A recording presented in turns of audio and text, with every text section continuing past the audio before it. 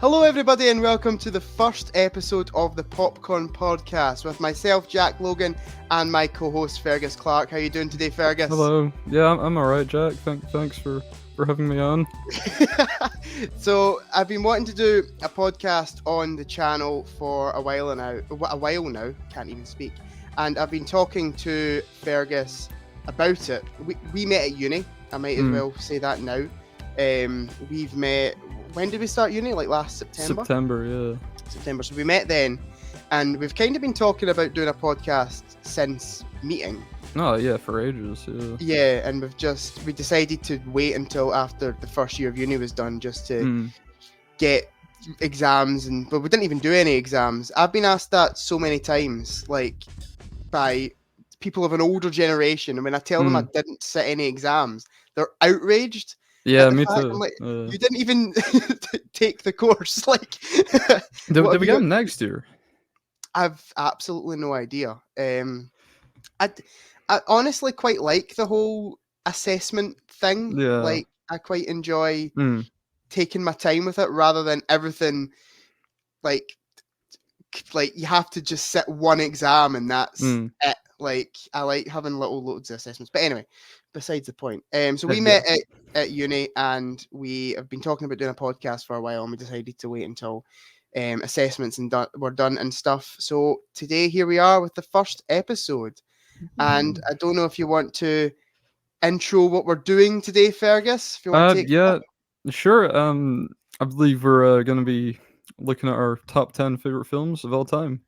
Kind of comparing them, I suppose, and discussing them. Yep.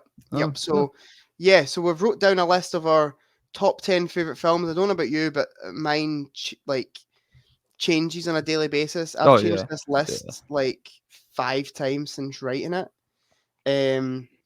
It's so difficult. Like, I used to, when I was a lot younger, I used to try and think of a top 10 as I'll have a Bond film in there because I love the Bond films. I have a Star Wars film in there because I love the Star Wars films. But in recent years, I've just got it down to the 10 films that I like the most.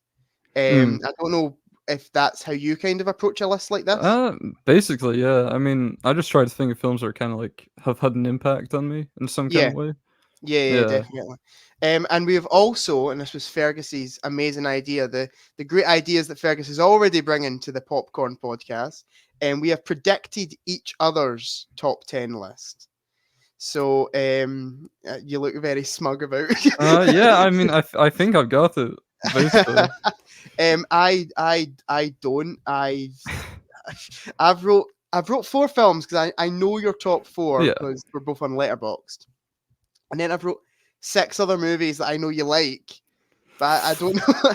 I don't know if they're top 10. They were the first 6 that came in my head. So I don't know if you'll get them. Okay, that's made me worried. But yeah, so after each number, we're going to say if the other person predicted it or not. So, do you want to kick things off, or will I? Kick things off? You go first, Jack. You take the lead.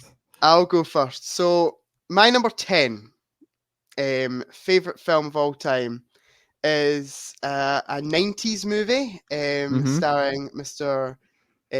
Tom Hanks, Mr. Kevin Bacon, and Mr. I can't remember his name, but the guy he's in Titanic as well, and Gary Sinise. It's a Ron Howard movie called Apollo 13.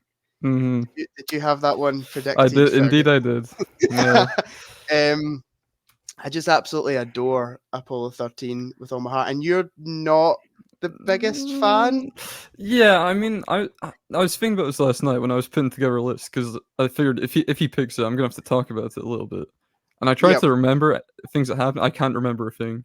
I remember like they ejected some piss into space.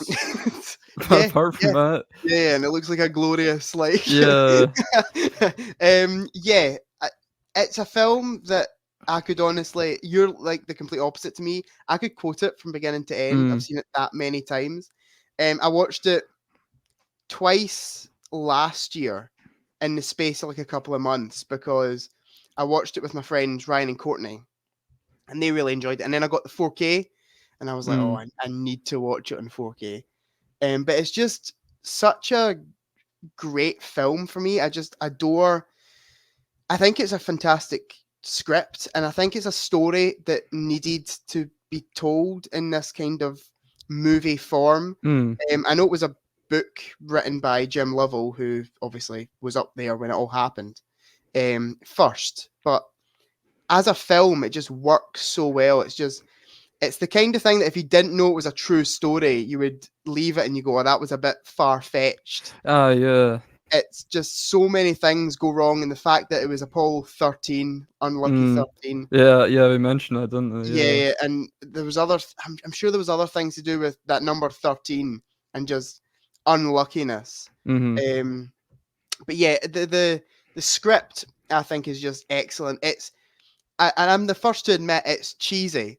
The dialogue is incredibly 90s and just so like just white men sitting about smoking, being smart, and it's a lot of the movie. But I kind of love it, and the ending for me, is one of the best endings I think in a film ever.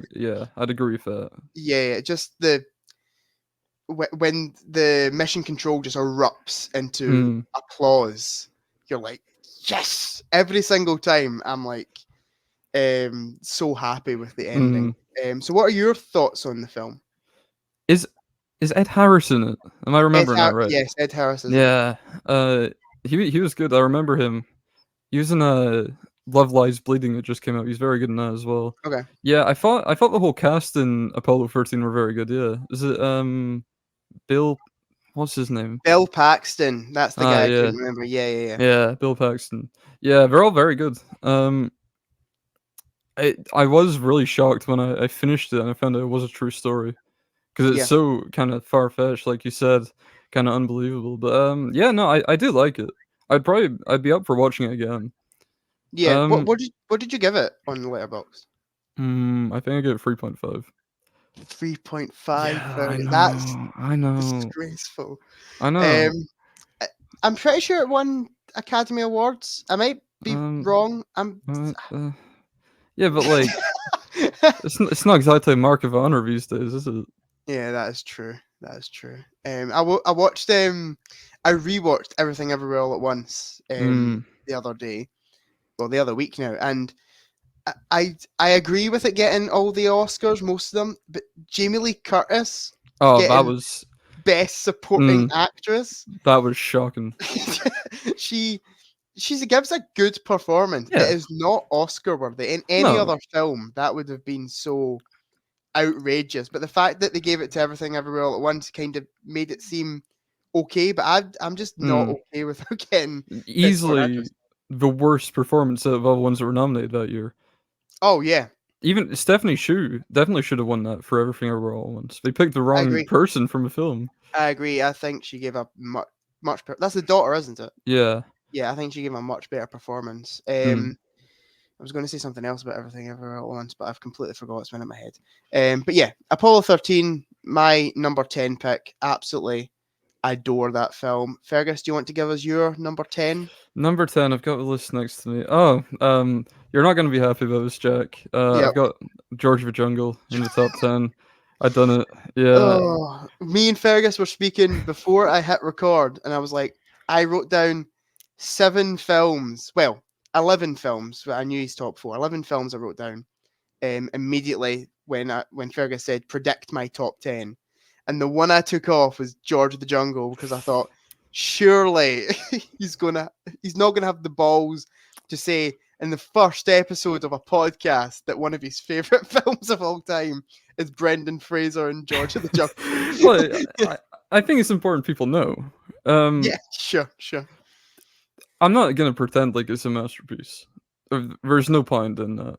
But it's very fun. There's all sorts of crazy nonsense going on. Like there's some gorillas that show up and they just drum whenever they're on screen. You've not seen it, of course. I've not seen it. Yeah, we need to get you sorted on that. But there's like an elephant that acts like a dog. John Cleese is a talking ape. Oh, you're getting me more interested now. John Cleese is a talking ape. That sounds fantastic. The Sandman from Spider-Man 3 is in it as well. He's like the main villain. Oh, okay. Sure. Yeah, it's very funny. I can watch it whenever I want, and I'll feel good about myself. I'll Yeah, have I a good mean, laugh. we all have those kind of films. Like for Mm, me, we've spoken about this. For me, it's Teen Beach Movie. in beach movie. I think that's a masterpiece. However, I didn't put it in my top 10. Uh, Missing out. You gave me the DVD of George of the Jungle, so we will Mm. watch it one of these. We will need to do a double bill. Teen Yeah, Beach Movie agreed. and George of the Jungle back to back. But yeah, that's completely fair. Like the more I thought about it, the more I was like, he's definitely going to have George of the Jungle in his top 10. I couldn't not. I couldn't leave out Brandon. Is it your favorite Brendan Fraser movie? Yeah, yeah, Yeah. yeah. I think so. Like the only contender is maybe Killers of the Flower Moon, but he's also in that for like 2 minutes. Is he in that? Yeah, no, barely. Sure. I thought you would have said The Whale. Oh, the Whale is good as well. Yeah, It's a bit miserable, isn't it? Yeah, you have a lot more fun with George of the Jungle. Oh yeah. I don't think John Cleese is a talking ape in The Whale. He should be. He definitely should be. Yeah, it's. I didn't even. I'll be honest with you, Fergus. I hadn't even heard of it until you told me about it. Genuinely. Well, it seems like the kind of thing where it'd be something I would have watched as a kid, and I would have grown up kind of loving it and being nostalgic for it. Sure. But I knew of it as a kid, but I didn't see it until last year when I was 18 years old. You didn't see it till last year? No. I assumed that you had seen it as a kid, and that's crazy, Fergus. I knew the theme song as a kid, and I was obsessed with the theme song, but I'd never seen the film. It's got a sequel, hasn't it? Yeah, but he's not in it. Brendan's not in it. Oh, Brendan's not in it? No. Oh. I'm not watching it. No, we'll boycott that one. Me and my friends, we do a Brendan Fraser Day each year. Chair, my good friend Chair. Oh, your good friend Chair. Yeah, and my other friend. I'll just give everyone a little bit of context. Fergus has a friend called Chair, and I know nothing about this human being except that they're called Chair. Yeah, basically. And whenever I question you on like who they are, you just go, "Oh, the Chair." But you don't need to know anything else. I think that tells you enough about them. Yeah, fair enough. We put together like a Brendan Fraser Day every year, where we watch 5 Brendan Fraser movies. Or we've only done it twice, but it's going to be annual. We're doing George of the Jungle every year at the end, because no matter what slop we watch, we're going to end the day on a high note. What happens if you run out of Brendan Fraser movies? You shouldn't have said that. Oh, sorry. You'll just have to make more. Just ruined your day. You just have to make more. You have to track down Batgirl and for sure. Yeah. I can't believe they cancelled that movie. I know, me neither. That's insane. There was people like saying like on set and stuff like how good it was going to be. It's the same with that Wile E. Coyote movie that was meant to come out this year. Oh yeah. Who was directing that again? I don't Was James Gunn remember. not attached to it for a while? Could have easily been, yeah. Yeah, they just they put a lot of money into these things and then just last minute just pull out. Batgirl was one that really shocked me because it was like a multi-million-dollar film, and DC put out crap every day. Like exactly. And yet this one was too crap. This is the studio that's got Justice League and Catwoman under their belt. Yet they stop at Batgirl. That's I mean, it must have been really bad. Oh, 100%. That was the case. Yeah. But I'm pretty sure I saw an interview with Brendan Fraser.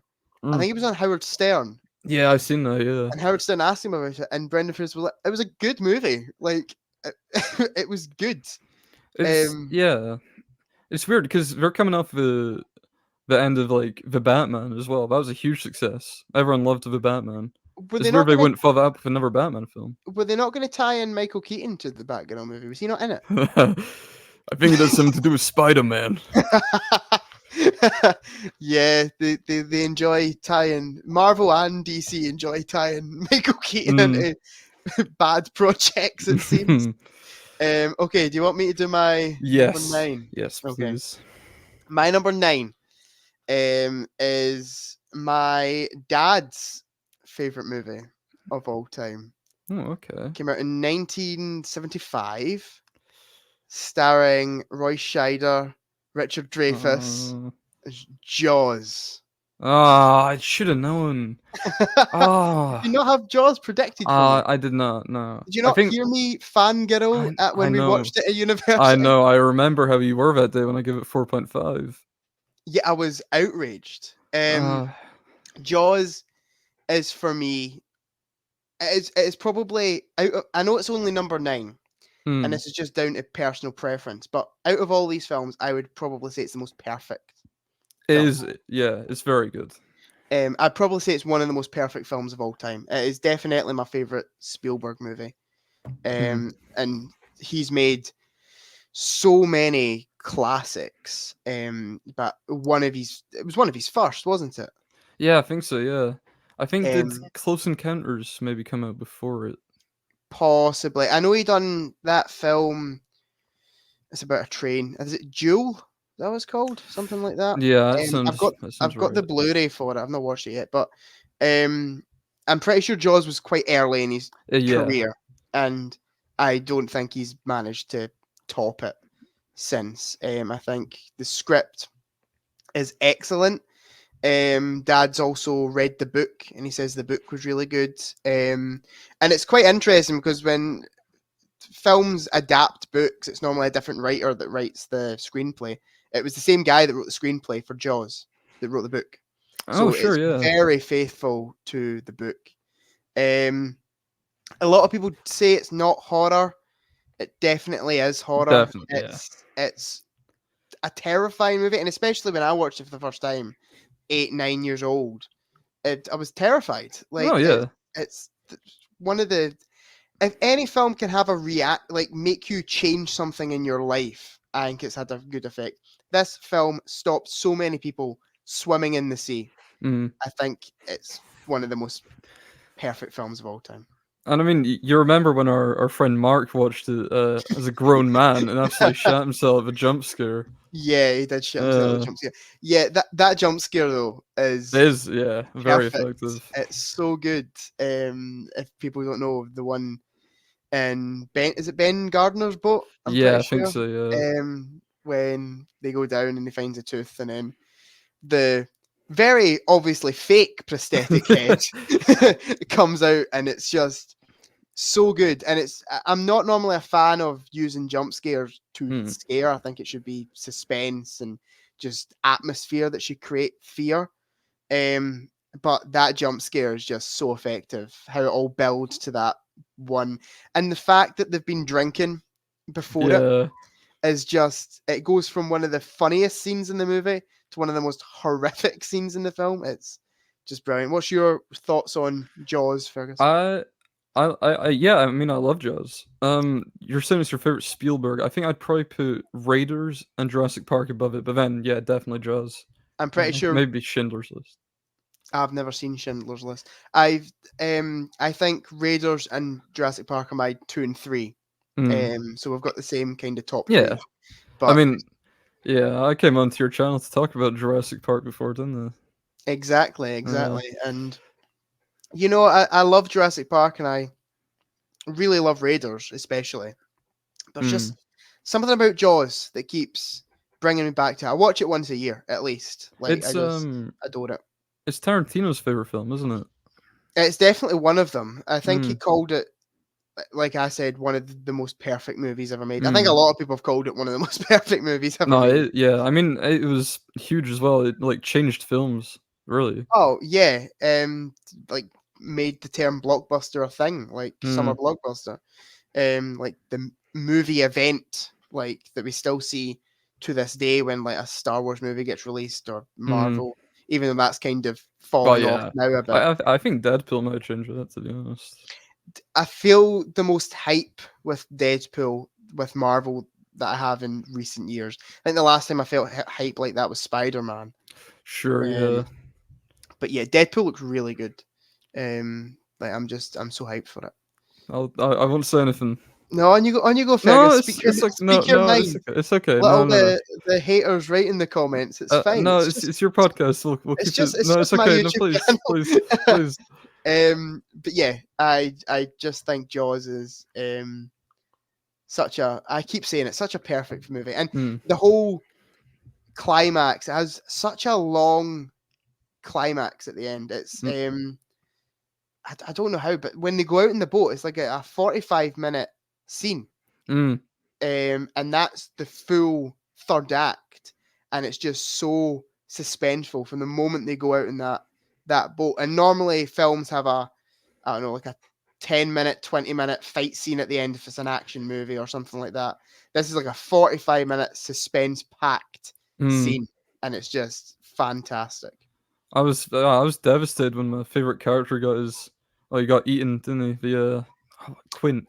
Quint, yeah. Yeah, Quint, no, it was yeah. devastating. I remember watching as a kid, just being like, that was probably the first kind of horror movie I watched as a kid. Me too. And it was a PG for the longest time, and that's one of the most bloodiest scenes in any film. It's got the same rating as like Toy Story. Toy Story's a PG. Like same thing, right? Exactly. I think it's moved up to a 12 now. Toy Story. Yeah, Toy Story. yeah. I think it's moved up to a 12 now, but when it came out, it was a PG. I think because they didn't have the 12 rating back then. Yeah. But when it came out, it was a PG, and it's one of the most bloodiest PGs of all time. It is super violent. Like, every time I watch it, I forget how violent it is, especially Quint's death. You see everything with Quint's death. You see the teeth going into his body. Yeah, and it's horrible. Blood. But yeah, I absolutely adore Jaws. Okay, do you want to do your... Oh, on you go, sorry. I think we're making a Lego set of Jaws this year. I think that's coming out this year. Yes, I think it's Quint's boat, isn't it? Yeah, the boat, yeah. And the shark as well. It looks so sick. Okay, do you want to give us your number 9? Yeah, let me just remind myself. I really hope I've got one of these predicted right. Okay, so you wouldn't have said this, or you would have been very surprised a few months ago when I say this. Grand Budapest Hotel. Grand Budapest Hotel is one that I predicted for you. Nice. Yes. Very nice. Oh, finally. Well, I was thinking about taking off last night. It was. Were you? I was thinking about swapping it for one film, but that being Trainspotting. I don't know if you got that. I on your don't have predictions. Trainspotting. I did think about it, but no, Grand Budapest. I had to keep it. I watched it as a kid, and I didn't really understand a lot of the subtext, about like fascism and the kind of collapse of the Grand Budapest and all that. Sure. I thought it was absolutely fantastic as a kid. Really funny. Ralph Fiennes in the Grand Budapest Hotel is like a career best performance, and he's got some really good performances, but that is a career defining performance. But Tony Revolori is really good as well, I think. He's really good in the film. He's very underrated. Definitely. I think he's kind of overshadowed a bit by Ralph Fiennes. Yeah, it's such a stacked cast. Oh yeah, like, people are in it for like a minute. Like, is Owen Wilson and Bill Murray not in it Bill for Murray. Like seconds? Yeah, like it's insane. Harvey Keitel shows up briefly. Harvey Keitel, yeah. Willem Dafoe's in it as like the secondary antagonist. He's very good. He's really good. He's really funny in it. Yeah. It's kind of a proof to him that he can kind of do any genre. Yeah. He's really funny in it, like really effectively funny. Mm-hmm. I think Dafoe could be one of my favorite actors, to be honest.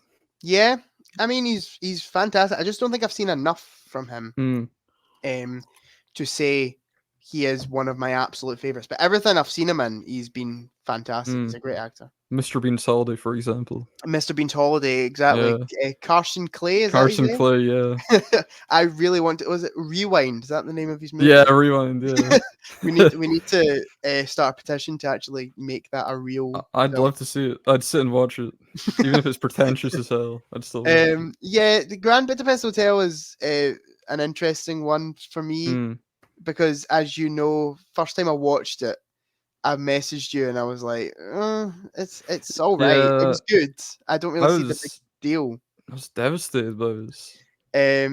Because I'm trying to make my way through all Anderson's films and I've stopped for a bit, but I need to get back into it.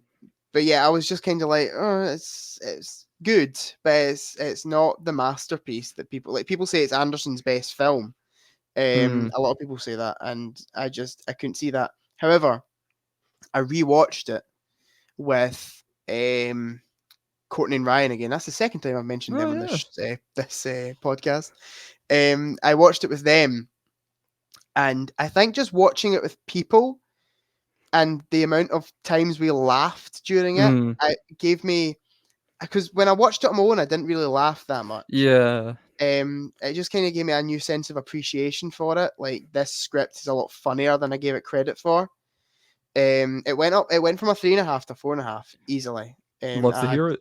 So much just joy watching it. There is still problems with it, and I'm going to say one of my biggest issues with it is the fact that it starts off with a guy telling a story, and then it's another guy telling a story about another guy. Yeah. And it's just a little bit confusing as to why they decided to tell it like that.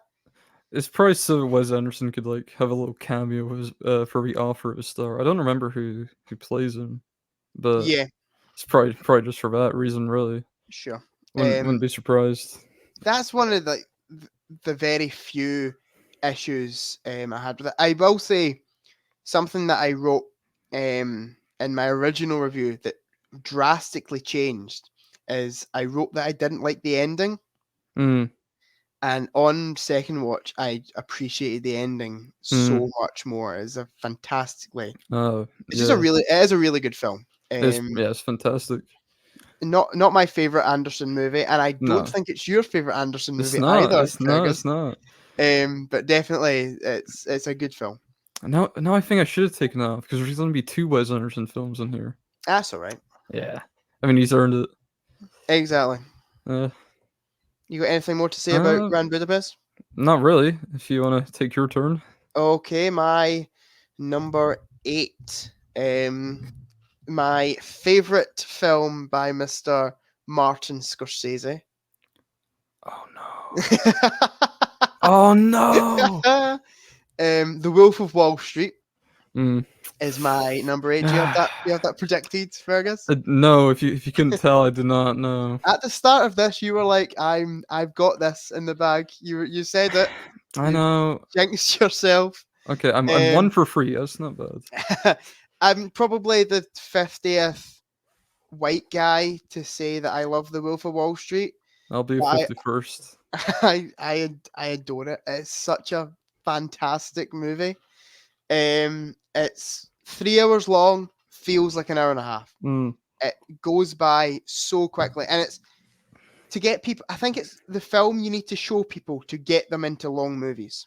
Yeah. Because I showed it to my friend Sophie, who I'd say I'm not speaking on her behalf, but I don't think she maybe be put off by a longer runtime on a movie, and she really enjoyed it. It's just it goes by so quick. I'm surprised how quickly it goes by each time I watch it. It's just great. It's just fantastic. Another true story film. I'm actually looking at my list and realizing there's quite a lot of true stories.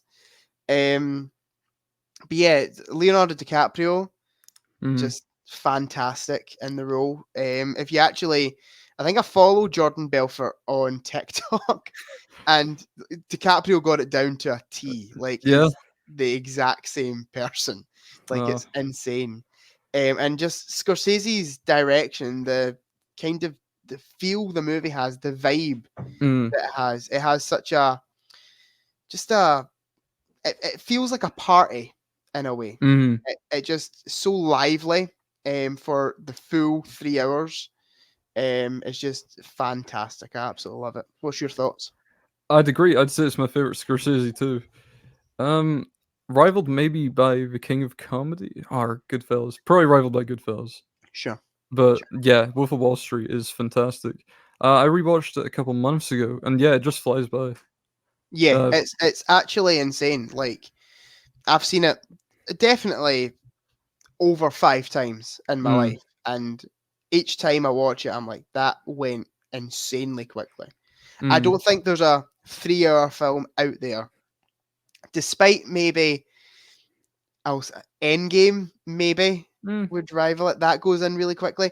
But even 3-hour films that I like, I still feel the runtime of. Wolf of Wall Street just is done.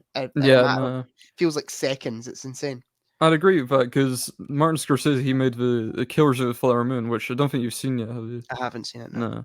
I've seen it twice now, and the second time I could really feel the length of it. Like, it's 3.5 hours long, and I still love it, but it's very, very long. But Wolf of Wall Street, I never had that problem the second time. Yeah, it's just insane, and all the performances in the movie. Margot Robbie. Margot Robbie. Yeah. Let's just take a moment of silence while we have a drink for Margot Robbie.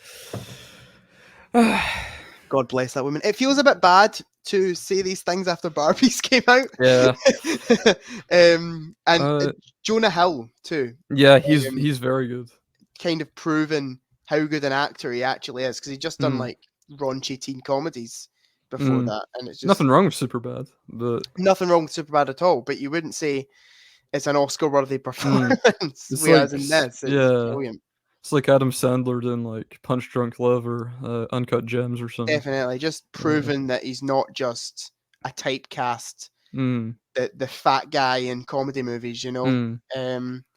Yeah, it's just an absolutely fantastic film. And as I said, the people that are put off with the runtime of it, just don't be. Like, it goes in like that. It is insanely quick. Agreed. Yeah. Do you want to give us your number 8? Let's see what it is. Oh yeah, okay. This film by director of The Banshees of Inisherin, which you really liked. Sure, I know what you're going to say. Same actors as The Banshees of Inisherin. So, you know, it's getting my recommendation to you, Jack. In Bruges. Yeah, I don't have In Bruges predicted for you. It is one now that you've said it that I'm like, yeah, he talks about In Bruges a lot. I got Mark to watch it, but he only give it 4 stars. Oh, shocking behavior. I know. Right. I've not seen it, but it is definitely one that I want to watch, especially after Banshees of Inisherin, because I adore that film. It's one that I want to watch. And is it a crime film? Yeah, kinda. Yeah, I mean, it's got a bit of everything, really. Sure, but yeah, I'm pretty sure I heard it was like a kind of crime comedy. It's like a dark comedy kind of thing. It's about these 2 hitmen, and after a job goes really badly wrong, they get sent to Bruges by Ralph Fiennes. Okay. To wait for their next job, which turns out to be not what they expected. Okay. It's fantastic. Ralph Fiennes coming up again after we just talked about him in Grand Budapest. He's so good in this movie. But obviously Colin Farrell and Brendan Gleeson like steal the show, really. Yeah, they've got very good chemistry. Yeah, I mean they were fantastic in Banshees. Like, I would say I prefer Brendan Gleeson maybe a little bit over Colin Farrell in Banshees in terms of performances, but just those 2 names alone make me want to watch In Bruges. Love them both. Yeah, they are fantastic actors. What do you like about In Bruges? Mostly just the chemistry between the 2 of them. To be honest, it really shines through the whole film. But the setting of Bruges as well is really nice. It's like a whole fairy tale kind of town. Yep. So it's kind of got this dynamic of Brendan Gleeson's character loves being there. He loves doing all the touristy stuff and like going to the church where we have Christ's blood and all that. But then Colin Farrell, he just hates being there and he's having a shit time. He's just absolutely miserable the whole time. For some reason, I think the mayor of Bruges, after it came out, he like banned people from filming there for some reason, which is weird because it gives Bruges a very positive reputation the whole time. Like, the whole film is just going on about how great Bruges is, especially Ralph Fiennes. That would be like if people like were outraged at the Before trilogy filming in the places they film, because that's always shot like fantastically. It's just that's it's thing to do. I don't know why he done that, because it's like a really picturesque kind of town. Yeah, and you can see it getting used for a lot of films, but I don't know. I don't know what crack he was on. I think I've got the DVD of In Bruges kicking about somewhere. You should watch it, man. I definitely should. It's probably the type of film that I'll watch and then immediately want the Blu-ray for. I'm pretty sure I've only got it on DVD. I think it was like one I picked up from a charity shop or something ages ago. Like, oh, this is meant to be good. I'll watch this, and then it went to the bottom of a pile, and I've went on and watched loads of other stuff. I think it's got the French girl from Harry Potter as well. From Goblet of Fire. Goblet, yeah, sure, okay. Yeah, she's in it as well, I think. Yeah, it's a great cast. But the first time I watched it, I was like, this is okay. You know, from the looks of it, it looks like a kind of action comedy because you got like these guys on the poster with guns and all this. If you watch the trailer, it looks like a big kind of action film, but it's really not. It's a lot more subdued. I kind of like trailers that do stuff like that. Like kind of almost trick you into thinking it's a different type of film to what it actually is. The two that come to mind is the film Drive with Ryan Gosling. Yeah. The trailer makes that look like it's a Fast and Furious movie when it's just when you actually watch the film, it's like a character study. Yeah. And the other one was a film that I watched the other day called Red Eye. Oh yeah, Cillian Murphy. Have you seen the trailer of that? No. The first minute, it looks like it's going to be a romance. Really? Yeah, or like a romance comedy kind of thing, like your classic kind of like Matthew McConaughey early 2000s like romance comedies. I mean, it's like that for the first like 15 minutes of the movie. Yeah, maybe. And then halfway through the trailer, it just goes absolutely batshit insane, and you like see them like fucking firing the rocket launcher at the hotel and stuff. And I showed the trailer to my mum because I was like, oh, she'll enjoy the film. And then she was like, oh, I don't really like the look of this, Jack. And I was just like, wait. And then by the end of it, she was like, oh yeah, this looks good. But yeah, I've heard nothing but good things about In Bruges. No, yeah, I love it. I think better than the Banshees, which is already a very high bar. I think I give them both 5. What? But is that director done anything else? Oh, your favorite, Free Billboards. Oh, still not watched that. I need to sit down and watch. I've got the Blu-ray. I need to sit down and watch it. Mum and Dad both say it's good. A lot of people say it's great. But I've just some about it I just don't like the look of. You done 7 Psychopaths. I think you'd quite like that. I've heard that's good too. Christopher Walken's in that, right? Yeah, he is. Yeah, him, Colin Farrell again, and Sam Rockwell. Got you. Is it Terry McDonough? Is that the guy's name? Martin McDonough. Martin McDonough. Who's Terry McDonough? Why did I know that name? You could have just made it up, to be honest. I might Google that in a second. Okay, do you want me to do my number 7? I'd love for you to do your number 7. My number 7 is our good friend Mark's favorite film. Damien Chazelle's La La Land. Yep. Did you have that predicted for me? Indeed, I did. I did indeed. Fantastic. I'm a massive musical fan. I kind of sometimes sit and think, like, why wouldn't you make your film a musical? Yeah. It just makes everything better.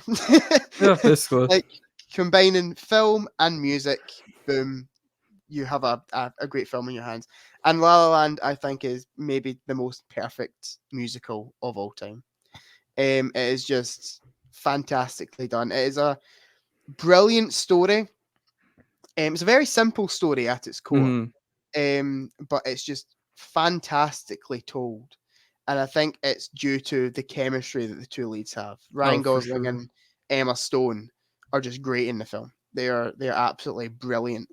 They both pick up Oscars for it. It was just one of them. I think it was just Emma Stone. Just Emma Stone. I think so. I think they both probably deserved the Oscar for it, in my opinion. It definitely deserved Best Picture, in my opinion, and obviously there was that whole scandal. Yeah. Moonlight. You guys won Best Picture. Get up here, Madam Web. But yeah, it's fantastic. And when you watch the film, the songs are actually quite sparse. There isn't actually that many musical numbers in it. Yeah. There's like Another Day of Sun, and then I'm struggling to remember the names, but there's only like I want to say like 5 times in the film where they actually do like a big musical Yeah. number. So like even people that, and I know a lot of people say, "Oh, I hate musicals. I hate everything about them," especially like big manly men. They're like, "I don't want to watch Yeah. musicals." Like I genuinely think if you watch La La Land and you don't like it, there's something wrong with you. Like it's just such a likable movie. What do you think about La La Land? I prefer Whiplash, but very, very slightly. It is very close. I love both, Mm. but La La Land definitely for me. No, I think I've yeah. got both at a 10 out of 10, like a 5 out of 5 on Letterboxd. Like I just think they're both fantastic. But there's something about La La Land. It's just a little bit more rewatchable for me than Whiplash is. Yeah, you don't feel Um, you're having a heart attack the whole time. yeah, that is true. And the ending of La La Land, speaking about good Oh, endings, is insanely well done. And it so is, yeah, so rewarding to get to yeah, that. and it breaks my heart every time. Yet it's the most perfect way to end it. Like you almost don't want it to be a spoiler. Like you don't want it to be a happy ending. Yeah. So you're like sitting there almost conflicted because you know this is the right ending for the movie, yet you're emotionally scarred by it. And Damien Chazelle's direction is fantastic. Especially there's one scene in the film in particular. I can't remember the exact song that they're singing, but I'm pretty sure Emma Stone comes out of the bathroom and she's like walking through a party and they're all moving in slow motion. Yeah. That shot is just absolutely beautiful. I'm just obsessed with that shot. And then That's somebody like splashes into the pool and the camera like spins around and it goes from being quite chilled out to being party like in seconds. It's so well done. I think that's Someone in the Crowd, I think. Someone in the Crowd, you're correct. It's been a minute since I watched it. I need to probably give it another go. But yeah, it's such a fantastic movie. I think Emma Stone, her character and her performance slightly outshine Ryan Gosling for me. Like I still love Gosling, but Emma Stone is fantastic, I think. I think I'd agree. And it's one of those films that it doesn't really have a big supporting cast. They kind of carry everything. Yeah. Like things like what we've already spoke about, like Wolf of Wall Street and like Jaws, for example. There's kind of loads of little supporting characters that are really good. La La Land, it's the two leads. They carry the full film. The only other big character is John Legend's character in it. Yeah. He's like the only, and he's again, the film's not really got. I was going to say he's the villain, but he's not a bad guy. No, yeah. It's very smartly done about just not going cliche and making just a standard villain.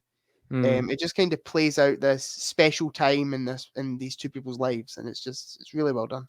J.K. Simmons shows up for like one scene, doesn't he? Yeah, he's the restaurant manager who Ryan Yeah. Gosling's playing. Yeah, he's really funny in the film. He's good. Yeah. It's funny after him and Whiplash as well. Yeah, I almost feel like that's why Damien Chazelle chose him. Yeah. He's like, here's a character that feels like this character that he's already played. Come on in, JK. Yeah, come on. Here's another little paycheck for you. Do you have anything else to add about La La Land, Fergus? Just that I really want to rewatch it, to be honest. I've got the Blu-ray now, so I probably will. Oh, definitely. It's such a good watch, and again, it's another one of those films for me that just it blasts by. Like the runtime just it's over in a second. It's so well done, so well paced. One other scene I really love is the audition scene for Emma Stone's character. I think that is really good when it all goes dark and all that. Yeah, and the ending to the film, that kind of dream montage of what could have been. It's really well, and the observatory scene as well, where they start flying and then dancing through the stars. It's so good. Too many good scenes, if anything. Yeah, that just shows like what kind of film it is, I guess. Yeah. Okay, do you want to give us your, what will it be, number 7? 7, yeah. Yeah, okay. I rewatched this film a couple days ago, not to prepare for this or anything, just because I felt like rewatching it. 1975. Okay. Rocky Horror Picture Show. Oh damn. Okay. I don't have Rocky Horror Picture Show. It would be a good idea at the end to go through what we predicted for everyone, because I've got films on here that I'm now worried that you're not going to say. Right. But yeah, Rocky Horror Picture Show, yeah. Okay. Basically, I really have always loved this film since I was like maybe 12. I think maybe it was the first time I watched it, because I got this book that was like 1,001 films you need to watch or whatever, and that caught my eye, so I put it on, and it was absolutely fantastic. Every song is a banger in this movie. You got a favorite? Probably Sweet Transvestite. Yeah. That's a bop. Yeah, it is a bit, isn't it? Tim Curry's fantastic. He is so good in the film. So good. I think genuinely Tim Curry might be one of the best comedic actors ever. For sure. He's so good. Seeing Home Alone 2 when he shows up as like the concierge, right? That's such a write-off character. Like you could write him out of the film and nothing would really change. But yeah. In the limited amount of screen time he has, he becomes like the most memorable part of the whole film. A limousine and a pizza. have a lovely day. he's so good. I genuinely think if you put Tim Curry in any bad movie, the movie automatically just jumps up. He's just bizarre. Yeah. he's just insanely likable. Have you seen Muppets Treasure Island? No, it's one of the Muppet movies I haven't seen. He's in it as Long John Silver. He's like the main human character. He is so good in that. That sounds brilliant. Sign me up.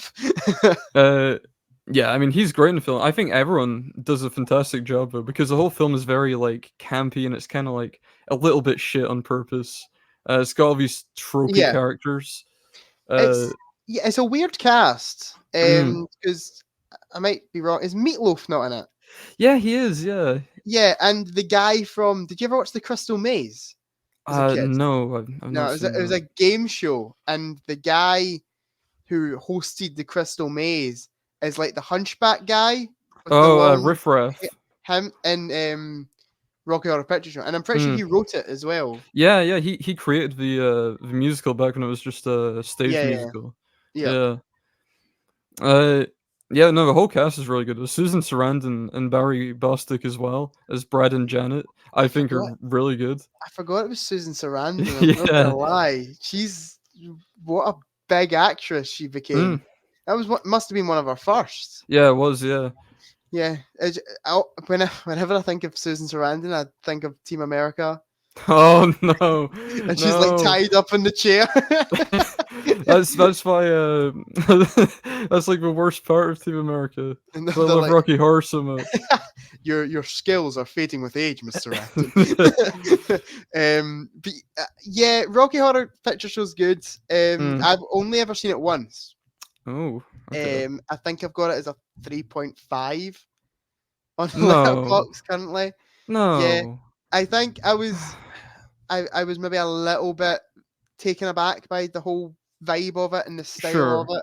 Yeah. I think if I watched it again, it would jump up. Do you know the film's got a sequel? Yes, Shock Treatment. Shock Treatment. It's got an Arrow Video release. Has it? Yeah, and it's I've not seen it, but I've heard really mixed things about it. I feel like it's one of those films where you'll go in and you'll either hate it or you'll love it. I think that the two characters carried over are Riff Raff and is the woman, the ginger woman. I can't remember. Magenta. I think it's the same actors. Yeah, it's the same actors.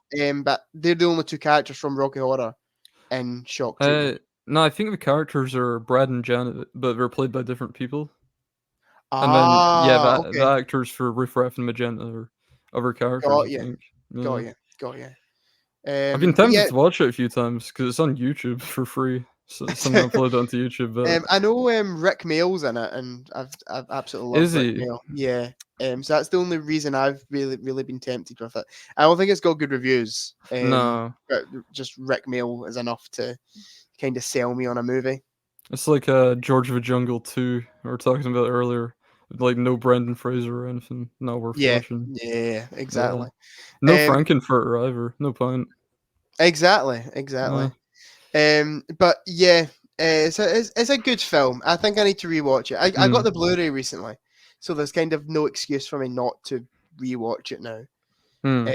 But I watched it with, I can't remember who I watched it with, but I definitely watched it with mates, and we were just really, all of us were really taken aback by how odd it was, and we didn't know if we should have been laughing at it or not laughing at it. It was one of those. Yeah.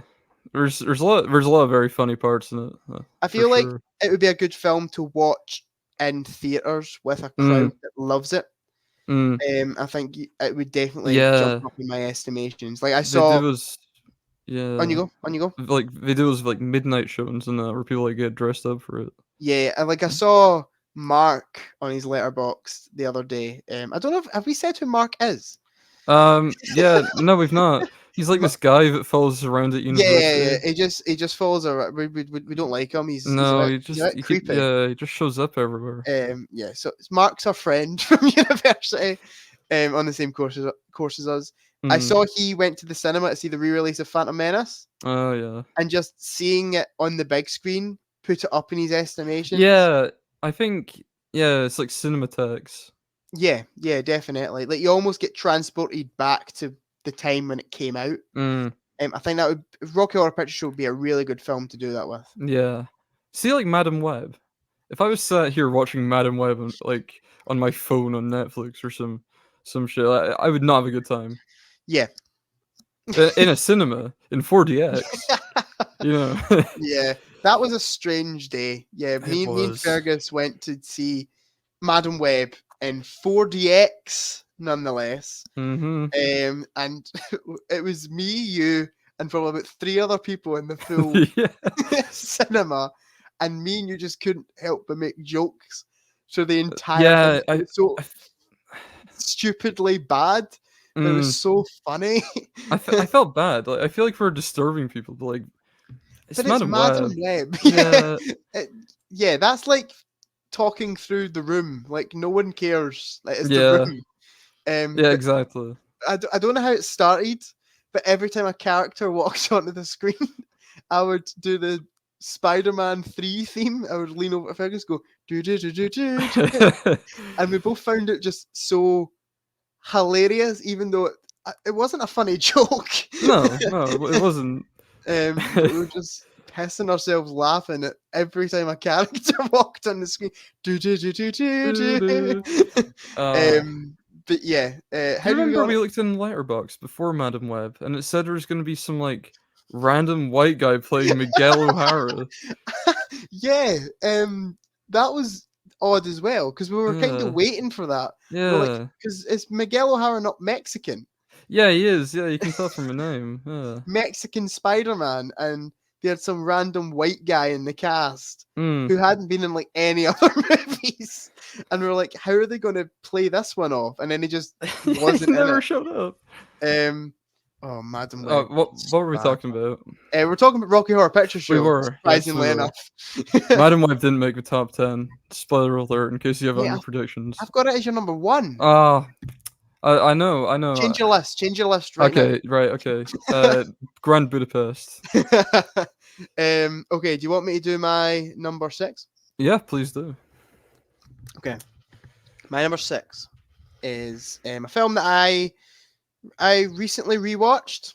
I want to say recently, in the last month or two. My favorite biopic of all time. Walk the Line. Okay. Starring Mr. Joaquin Phoenix and Mrs. Is she Mrs.? Is she married? Miss Reese Witherspoon. Did you have that as a prediction for me, Fergus? Indeed, I did. Yeah, I thought that was gonna be your 5th. Okay. But I know what your 5th is gonna be now. So that's Yeah. all right. I just think Walk the Line is brilliant. It is so. It shouldn't be as good as it is. It really shouldn't be. It's quite a standard biopic. Oh yeah. In terms of formula and stuff, but the two leads just really carry it. Their chemistry is fantastic, and out of all the biopics out there, I think the only one that could possibly rival it is Rocket Man for me. Out of all the biopics out there, it's just the most interesting to me, and one of the most real feeling. It doesn't try and fantasize anything. It's incredibly real, incredibly gritty, and just it doesn't necessarily depict Joaquin Phoenix as this as Johnny Cash as this great guy. Oh yeah, no. It really shows you his flaws. It shows basically all the character flaws. Like a lot of biopics these days depict their main characters having no flaws in this perfect person. Bohemian Rhapsody, but Bob Marley. But Walk the Line is it's so honest in its telling of the story, and it's another film that I've seen years ago. I must have been about 13, 14 when I first watched Walk the Line, and it did used to be a lot higher on my. It used to be in my top 4. It used to be my number 3. Really? Yes. It used. Well, I'm not going to say because I'm not going to spoil anything. But it used to be my number 3, and it slowly worked its way down. But I think it's quite comfortably at number 6 for now. Okay. What do you think about Walk the Line, Fergus? Because you've seen it, haven't you? I have. I seen it a few months ago on your recommendation. Yes. I think it was because I just watched Napoleon, and I was like, "Is Joaquin Phoenix actually a good actor?" I need to watch something to confirm it. Yeah, he is. Yeah. He's fantastic in Walk the Line. He transforms into Johnny Cash, and it's insane that he done all his own singing, and in my opinion, sounds quite a lot like Johnny Cash actually did. I watched it with some mates like the other month, and they weren't impressed by his singing, and that was like the one complaint they had with it. And I was like, I think he's singing really good. No, I think he's pretty spot on, to be honest. Yeah, definitely. And in terms of direction and that kind of stuff, I think it's really well directed. James Mangold, who has what? Okay, no, it's just when you say that, I think of a certain movie. You know what one? You know what one?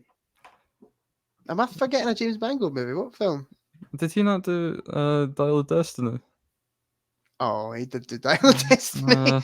But I really enjoy Dial of Destiny, Fergus, because James Mangold's he's a great director. But yeah, I think his direction's great. He also done Le Mans 66 as well. Right. I think Mark's seen it. I've not. That's a fantastic movie as well. He's such a great director, and he just directs this story. Again, it's just got a real honest feeling to it. None of it's glamorized. It's very gritty. It's very real. And yeah, I just absolutely adore it. I think it's fantastic. That's fair enough. Okay, do you want to give us your number 6? Number 6. I changed this very, very last minute. I swapped the order. Okay. Number 6 is another movie from 70s. It's my all-time favorite horror movie. Yeah. You have it? Okay. Yeah, I think I do. The Texas Chainsaw Massacre. Yes, I do have the Texas Chainsaw Massacre. Congrats. I thought Texas Chainsaw Massacre would have been your number 5. Well, it was. Okay. Until last night.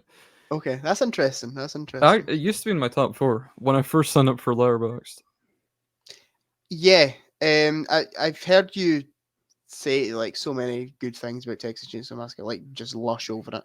Yeah, it is a fantastic movie. To be fair, what do you like about Texas Chainsaw? Just from the offset, it looks fantastic, right? See, like the first thing you see is like the bodies on top of a grave.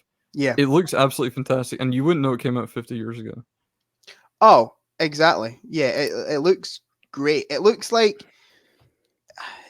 it's got a real low budget feel to it. I think that honestly makes it what it is. It feels almost found footage kind of esque, and a lot of found footage films feel that come out these days. So like the fact that they managed to accomplish something like that in the 70s. Oh yeah, for insane.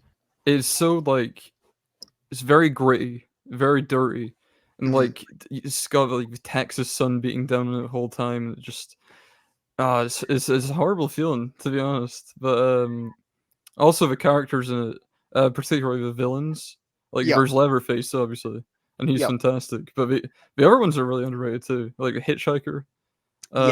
He's terrifying. The cook as well. I think what's his name, Drayton. Yeah, he's very unhinged as well. But he has like a moral compass. It's kind of weird because he's like, oh, I don't kill anyone, I just cook them, kind of thing. The grandpa, is it the grandpa? Yeah, the grandpa as well. He's terrifying. Yeah. Like, the makeup and effects look so bad that they almost look great, if that makes sense. Yeah, like, it almost gives it a kind of fake, eerie. Yeah, it's kind of uncanny. It just adds to the atmosphere of it. I'd like to say Toby Hooper is a genius, and that's what he was going for. I kind of maybe think he got lucky.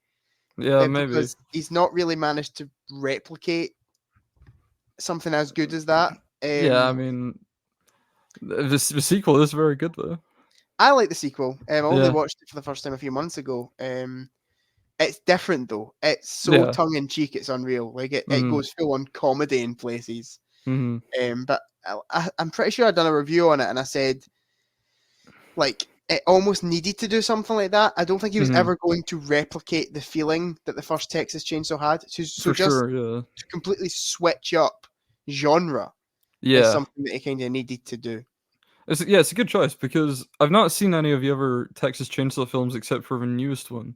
But from what it looks like, they're all just kind of trying to do the same thing as the first one. What did you think of the newest one? Hate. I didn't give it half a star. Half a star, damn. It's absolutely terrible. Like they bring back Sally from the first movie, but it's not the same actress because I think she died. I thought it was a remake. Is it like a sequel? Yeah, it's like you know when you Halloween films, so they bring back Jamie Lee Curtis. It's kind of like a Exorcist Believer and stuff. Yeah. Sure. But then also like it's completely different lore. Like yeah, it's so weird. Like Leatherface's mum's kicking about for a bit. Like where was she in the first one? Yeah. I think she adopted him maybe, but still, it's not right. Yeah. Anyway. Texas Chainsaw is a good pick, Fergus. Yeah, like, I mean, I love it. I love films that, especially horror films, that just depict pure evil, like just the evil of humanity. And I think the two films that stand out to me three films that stand out to me. One's coming later on. I know my list, but the other two are Halloween and Texas Chainsaw. I just think they depict evil extremely well. But I think with Texas Chainsaw Massacre, what works about that is that not only are they evil, but it does come from a place of like, they need to eat because the meat industry has kind of ruined them. Yeah, they've not got a lot of money at all. So it kind of comes from a necessity for survival. Obviously, it's still inhumane and evil, but I did kind of like that aspect of the film. Yeah, that the whole dinner party scene in that film is just some of the most terrifying stuff ever. Oh, for sure. I don't know. I think it was number 2 when I done my top 10 scariest movie scenes video. I honestly think it might move to 1 if I were to redo that video now. I'd back up, yeah. It is terrifying. You know what else really scared me the first time I watched it? Was when the first guy gets killed by Leatherface. Because it's kind of a jump scare in a way, but there's no build up to it. It's like the one in Jaws. It just kind of like he walks into the house and there's no sound except for this weird like pig squealing noise coming from the kitchen. And then suddenly Leatherface just appears in the door and like smacks him with a hammer, Yeah. And is it the second kill where he kills the woman and he like comes running out the house and like grabs her? And like pulls her back in. That's just insanely scary. And another thing about it is it's weirdly not violent. Yeah. There's no real blood. Like, I've read Toby Hooper saying he was hoping to get a PG rating on it when he made it, and the fact that it's so unviolent almost makes it a bit scarier. Yeah. In a way, There's on you go. I was just gonna say there was like one kind of graphic death, which is when the guy Franklin in the wheelchair gets killed. You still can't see much blood, but it's probably the most graphic one. Yeah, the bit where the best example I can have in this of the whole sometimes what you don't show is scarier than what you do show. When he puts her on, I think he puts her on the meat hook. The meat hook, yeah. And you don't see the meat hook go in. Most horror films would show that to get a bit of scare. There'd be a big blood splatter. But... Exactly. The fact that you don't see anything almost makes your imagination just kind of go haywire. Yeah. And start thinking about, oh, that's a lot scarier in my head than anything they could have shown on screen. You can kind of imagine the blood because they have like a bucket set up underneath her as well. Yeah. But they never show it at all. Yeah. It's a really good pick. Okay. I'll do my number 5, which I think you know what it's going to be. Yeah. Is it that? That's the one. My favorite horror movie of all time, The Shining, starring Jack Nicholson and Shelley Duvall. It's another one I watched probably when I was far too young for it the first time. I think I was maybe around 11, 12 when I first watched The Shining. It is another one I think that my dad really likes, and just when I watched it for the first time, it almost felt like a forbidden movie. Because it was one that Dad always used to speak about and go, oh, that's not appropriate for you yet. You can't watch that. He would normally let me watch quite a lot of things that were rated a bit older, but The Shining, it was like, you're not ready for that yet. Yeah. That will fuck you up. And it did. It's a really scary movie, and it's very psychologically scary. And I think a lot of it comes down to Nicholson's performance. I think he was the only choice for Jack Torrance. His slow descent into madness, and a lot of people say that the moment that Jack Nicholson appears on screen, he's like nuts. Yeah, that's just who Jack Nicholson is. Yeah, he's nuts in every movie. But yeah, I just love seeing his slow descent into being convinced to murder his family.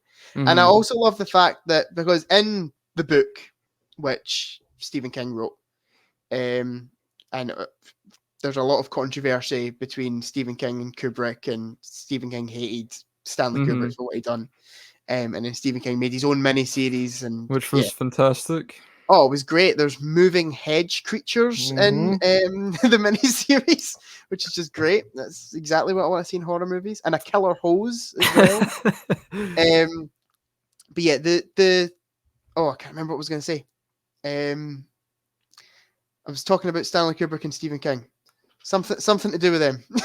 It was completely went in my head. But yeah, I just think it is a fantastic, a really fantastic movie. For sure, yeah. What you've definitely seen it, haven't you? Oh yeah. Poster on your wall, yeah. I love it. It's a fantastic horror film. I think of all the Kubrick films I've seen, I prefer Clockwork Orange, but I'm not sure. Shining in 2001 are kind of. I'm one of these people that I don't hate Clockwork Orange, but I definitely don't think it's great. It's the film makes me feel sick.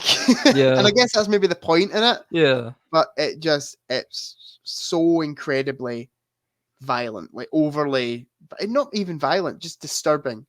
Yeah. It's not disturbing in a good way for me. But that's another story. In terms of what I was going to say, so the movie doesn't make it clear if the ghosts are real or not. I think that's a really smart decision by Kubrick, because in the book, it's very obvious that the place is haunted. It is so incredibly obvious. It's a haunted hotel. The ghosts convince Jack to kill his family. Whereas you don't know in the film if it's ghosts convincing him to do that, or if he's just losing his mind completely due to isolation. It is so smartly done, and it's another reason why I think that the stuff that Kubrick changed from the book was for the better. And I know a lot of Stephen King diehards will be typing their comments now, but yeah, I've not read the book, but if it is like the mini series, then I'm not gonna. So. Yeah, I think a lot of things that King didn't like about the movie was he felt like Jack, his descent into madness wasn't subtle enough. I just think it was handled really well. Yeah. It's just I absolutely adore the movie, and I really love Doctor Sleep, the sequel to The Shining, which you haven't seen. I've not seen, no. I absolutely adore it. I adore it probably more than most people do. I think it did get good reviews when it came out. But that film, I'll not spoil it for you, Fergus, but it does make it makes a decision whether he was insane or if the hotel was haunted. Okay. It makes a definite decision. But I just love how you don't know in the first film whether it was haunted, and the whole thing at the end with where you see the picture and Jack Torrance is at the bottom. I still don't even really know what that means. No. But there's something quite nice about it in a way. I kind of think that maybe Stanley Kubrick didn't know how to end the movie. Oh yeah, I was gonna say he probably doesn't know what it means either. Yeah, he kind of just put it in as people can take it how they want to take it. I don't think I've fully made up my mind of what it actually means. But I like it nonetheless. I think a rewatch is in order. I've not seen it in a couple of years now. I've not seen it in ages either. But yeah, definitely, it's a great movie. It's fantastic. And one other thing we've not talked about in terms of The Shining was Shelley Duvall as well. She is fantastic, I think. She is fantastic in the movie, yeah. She was like kind of panned when it came out, right? Yeah, the film got Razzie nominations. Like, yeah, that's right. Yeah. Insane. She got Worst Actress, and I'm pretty sure it got Worst Director and Worst Picture. Stephen King must have been behind it. He owns the Razzies. Yeah. But that's just absolutely insane to me. Like, people didn't like the movie when it came out. People really hated on it, and it's just, and I'd say actually in recent years, and more when it came out, it was audiences that actually liked it more than critics. And when you look at it now, you'd think it was like a real critic artsy movie. Yeah. But I think at the time it was audiences that actually stood by it and like rented the VHS and stuff, rather than critics behind it. I know Kubrick was quite abusive to Shelley Duvall, wasn't he? But yeah, I mean, he gets a good performance over. Yeah, I was going to say it's a touchy subject because there's people that say a director should never do that to their actors. No, I'd probably agree, to be honest. But there's other people that say he got a performance out of her that probably she wouldn't have given if that hadn't happened. Yeah, like the whole they done the staircase scene 148 times. Yeah. Because she didn't look tired enough was Kubrick's argument for that. Yeah. I think he like isolated her as well, didn't he? He told no one to speak to her. He said to basically like bully her and stuff. It's like insane what he got away with. Like in today's age, he wouldn't get away with that. No. Twitter would be on his ass in seconds. The thing is, like, he does get a good performance out of her. There is that argument, but also he's kind of ruined her. Well, for years, she was kind of like traumatized from it, I believe. And, I think she's still traumatized. I saw an interview with her, and she said that Robin Williams is alive, and he's a shapeshifter. Oh, yeah. So I mean, I think she's gone, sadly. Right. Yeah. But you could say she might have ended up that way anyway. Yeah, but I mean, I don't think Kubrick was right to do that, no matter what kind of performance you got from her. And same, I think he was quite. abusive to Scatman Crothers as well. I think he made him do a Yeah, lot of I'm pretty sure reshoots it's as well. documented that he was a bit racist. I Mm. don't think he was a great man, to be No, honest. no. He made great movies. He was a very talented person. In terms of him as a person, though, I don't think he Yeah. was a great guy. No.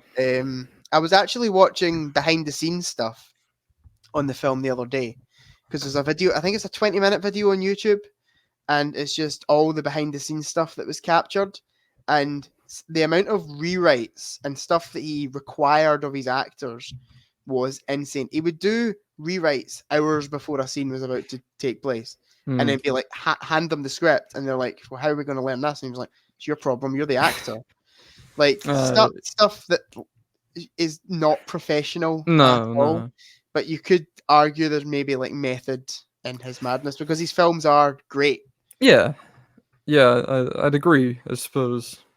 But yeah, I mean, what he did to Shelley Duvall is definitely not great. No. But in terms of films, I just think it is one of the best. Definitely the scariest film of all time for me. Just absolutely terrifying. And I think people watch it nowadays, and they don't really get it. Like it's got a big reputation, and I think a lot of people are disappointed with it who discover it nowadays. I remember I gave the Blu-ray to my uncle who had never seen it before. And I said, "Oh, it's my favorite horror film, scariest movie of all time. You're going to love it." And he messaged me back being like, "Oh, that's not my cup of tea." And he said his only comment on the film was that Shelley Duvall looked like Vanellope from Wreck-It Ralph. That was his only comment. I can see that. But yeah, like I've showed it to a couple of people and they've just not got it at all. They've been like, "That's not scary," and I'm like, yeah, because it's more of a slow burn, isn't it? Yeah, and I also think at the time, obviously, when you watched it, films like that weren't really being made. Like when The Exorcist came out, like people had never seen something that graphic and that scary. The Shining was kind of similar, but I think even my memory of it as a kid and being really scared by it as a kid, kind of adds to the whole fear I have of the film. Sure, yeah. Yeah, it is a great film. I wasn't that scared of it as a kid because I'd seen the Simpsons episode, The Shining. Sure. So I kind of knew what was going to happen for it, but yeah, I've not seen that in years, but I remember that being good. It's parody. The movie's parodied a lot in culture. Like, have you seen Ready Player One when they do the whole? Yeah. It's a film with such a big legacy attached to it. Okay, do you want to give us your number 5? Yeah, and I don't think you'll get this one. Okay, there's like 1, 2, 3, 4 that you've not named yet. That yeah, so I've got a chance. Okay,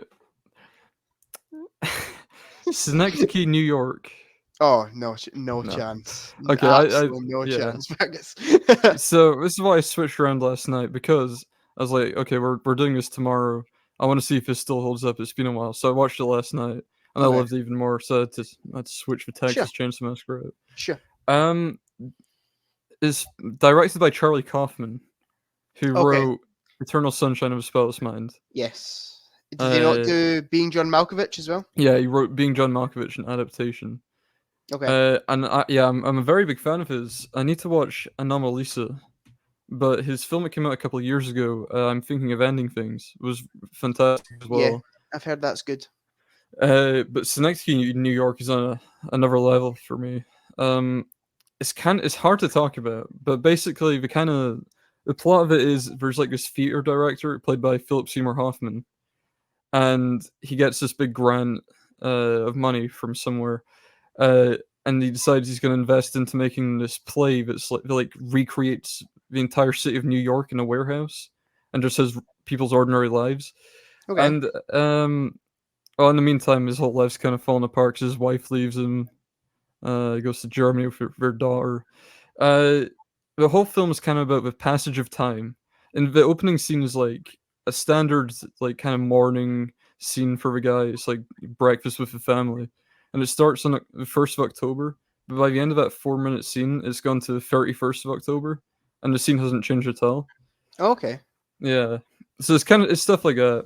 Okay. It just it's kind of existential, I suppose. Yeah. Charlie Kaufman.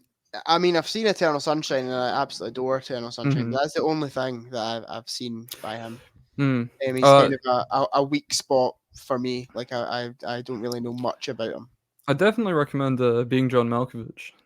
I've heard that's brilliant. Yeah, I've heard it's really strange, but yeah, good. yeah. I can't believe they got like John Malkovich to sign on to that film. To be honest. It's about, is it not about people that live in his head or something like that? Yeah, it's about this guy that like he works in this building. He's like a puppeteer, but he's not got any money, so he goes and does this office job. And then Yeah. inside the office, he finds this portal where you crawl through it, and you're inside John Malkovich's head, and then you get to spend 15 minutes in there before it spits you out into the New Jersey Turnpike. That sounds fantastic. I'm so watching it. Synecdoche, I can't even say the word. Synecdoche, New York. I literally know nothing about except what you've just told me. Yeah, there's a lot of like little details with it. Like the character's name is Caden Cotard, and Cotard is the name of like Cotard syndrome, which is someone who is convinced that they have like a terminal illness or something, and that's something that he struggles with throughout. Cool. Yeah. Yeah, I've heard the film mentioned before, but it's never been a film that's been on my radar. But I'll check it out based on your recommendations. All right.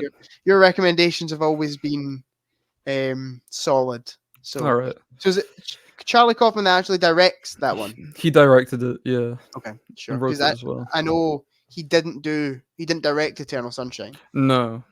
And did he direct Being John Malkovich? No, that was Spike Jonze. Spike Jonze, sure. So I knew him. I kind of know him more as a writer, I guess, than a director. So it would be interesting to see something he actually directed. I always used to think Eternal Sunshine was directed by him because on the DVD cover it says "From the Mind of Charlie Kaufman." Yeah. And I'm like, oh well, surely he directed it. I'm pretty sure it's Michel Gondry that done Eternal Sunshine. Yeah, I think so. Yeah. But yeah, I'll need to check out Synecdoche. I can't say that word, Fergus. Synecdoche, New York. What does Synecdoche mean? Oh, I used to know this. I'll get back to you on that. Okay, Fergus. Okay, do you want me to do my number 4? Yeah, go ahead. Okay. Oh, I have no idea what it is. No, you don't. You can't tell by my room that there's going to be a certain film from a certain franchise. Home Alone? Yeah. Home Alone 3. Oh, yeah, of course. Yeah, so Star Wars is my favorite franchise of all time. I was going to say controversially. It's not controversially, but no. I guess more these days it may be a little bit more controversial. Yeah. But my favorite Star Wars movie, and it's close because I love A New Hope and I love Return of the Jedi. But The Empire Strikes Back for me is probably the greatest Star Wars film of all time, and another one of those films that's just absolutely perfect. I genuinely wouldn't change a single thing about it. It takes everything that A New Hope does and just elevates it 100%. I think that I can't remember the guy that directed it. It's going to come to me. Irvin Kershner directed it, and he's very good at directing this film. And he's, in my opinion, and a lot of people argue in the comments and say I'm wrong, he's a more talented director than George Lucas.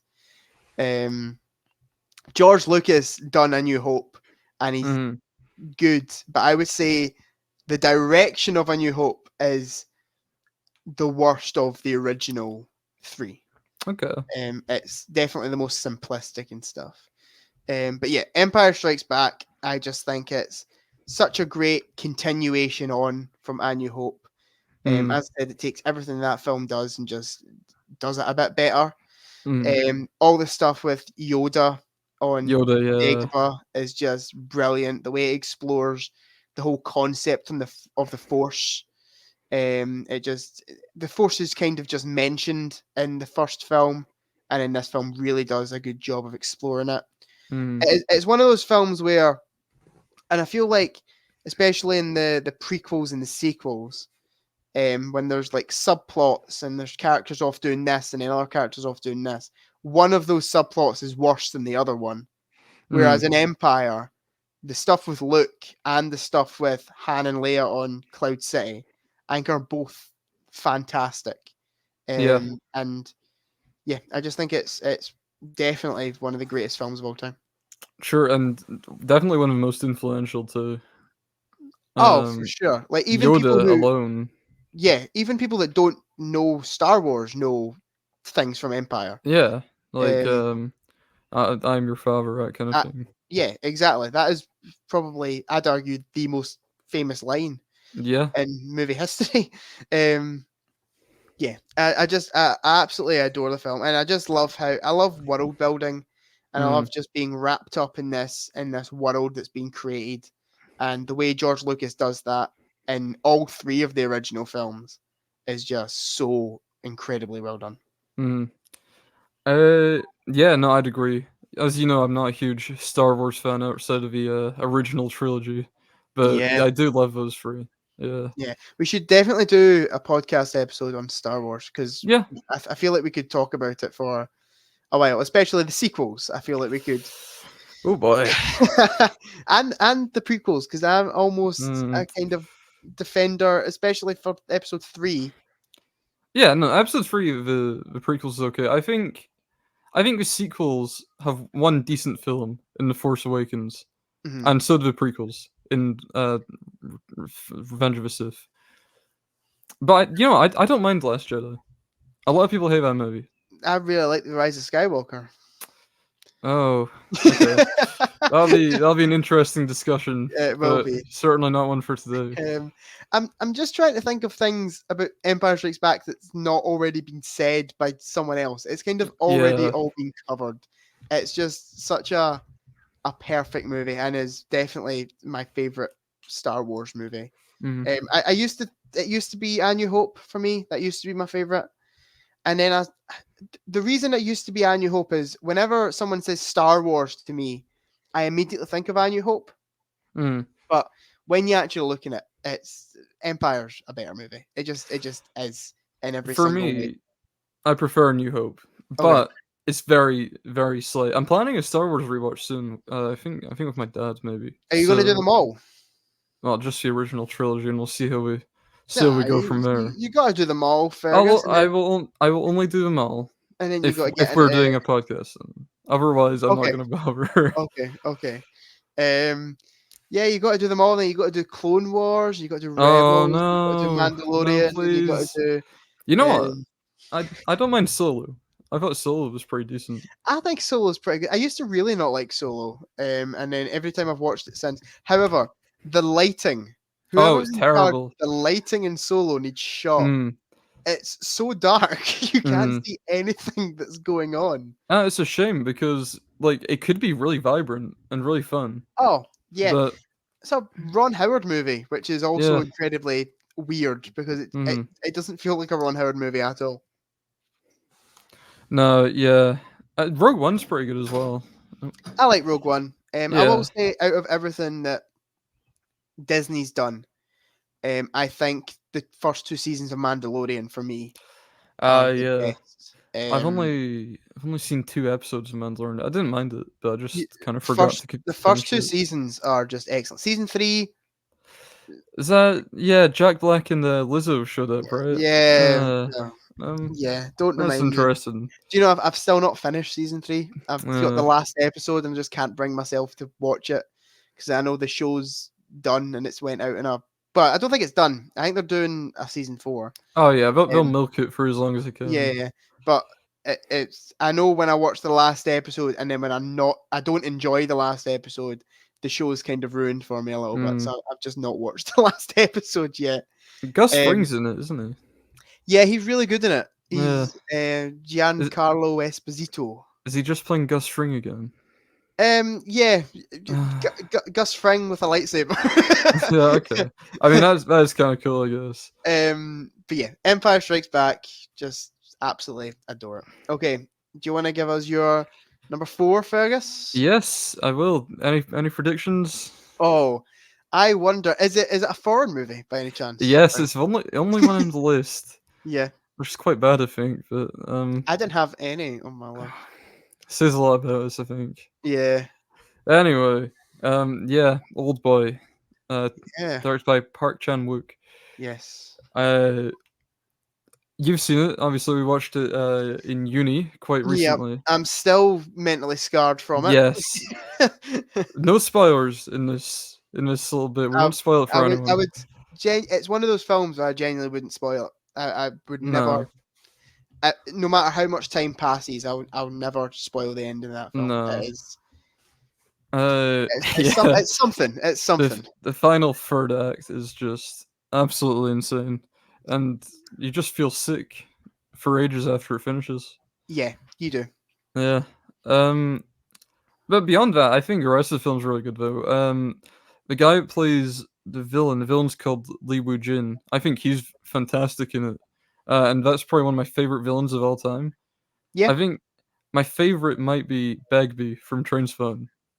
If you count him as a villain. Yeah, sure. Yeah, that's actually a good pick. But otherwise, I'd go Lee Woo-jin. If I were to do favorite villain of all time, I'd pick something basic like Emperor Palpatine or something. Your Bagby from Train's Fun. Oh, I love him. Yeah, Old Boy. Yeah, it's not really a film I think to be necessarily enjoyed. I don't come out of that going, oh, that was a fun time. It's kind of weird because it was my birthday a couple weeks ago, and on the night of my birthday when I just turned 19, I was like, I'm gonna watch Old Boy for some reason. I don't know why. Kind of felt like a comfort movie in a way, like in a very strange way. Yeah, I know, but I don't know. I just knew I was gonna enjoy it. So yeah, I get that. It's personally not something I think I'll watch again for a while. I'm so glad I've seen it. I really enjoyed it. And that twist, man, is one of the best twists ever. For sure. One negative I have about the film, one thing I really dislike about it, you know the scene where he eats the octopus in the sushi bar?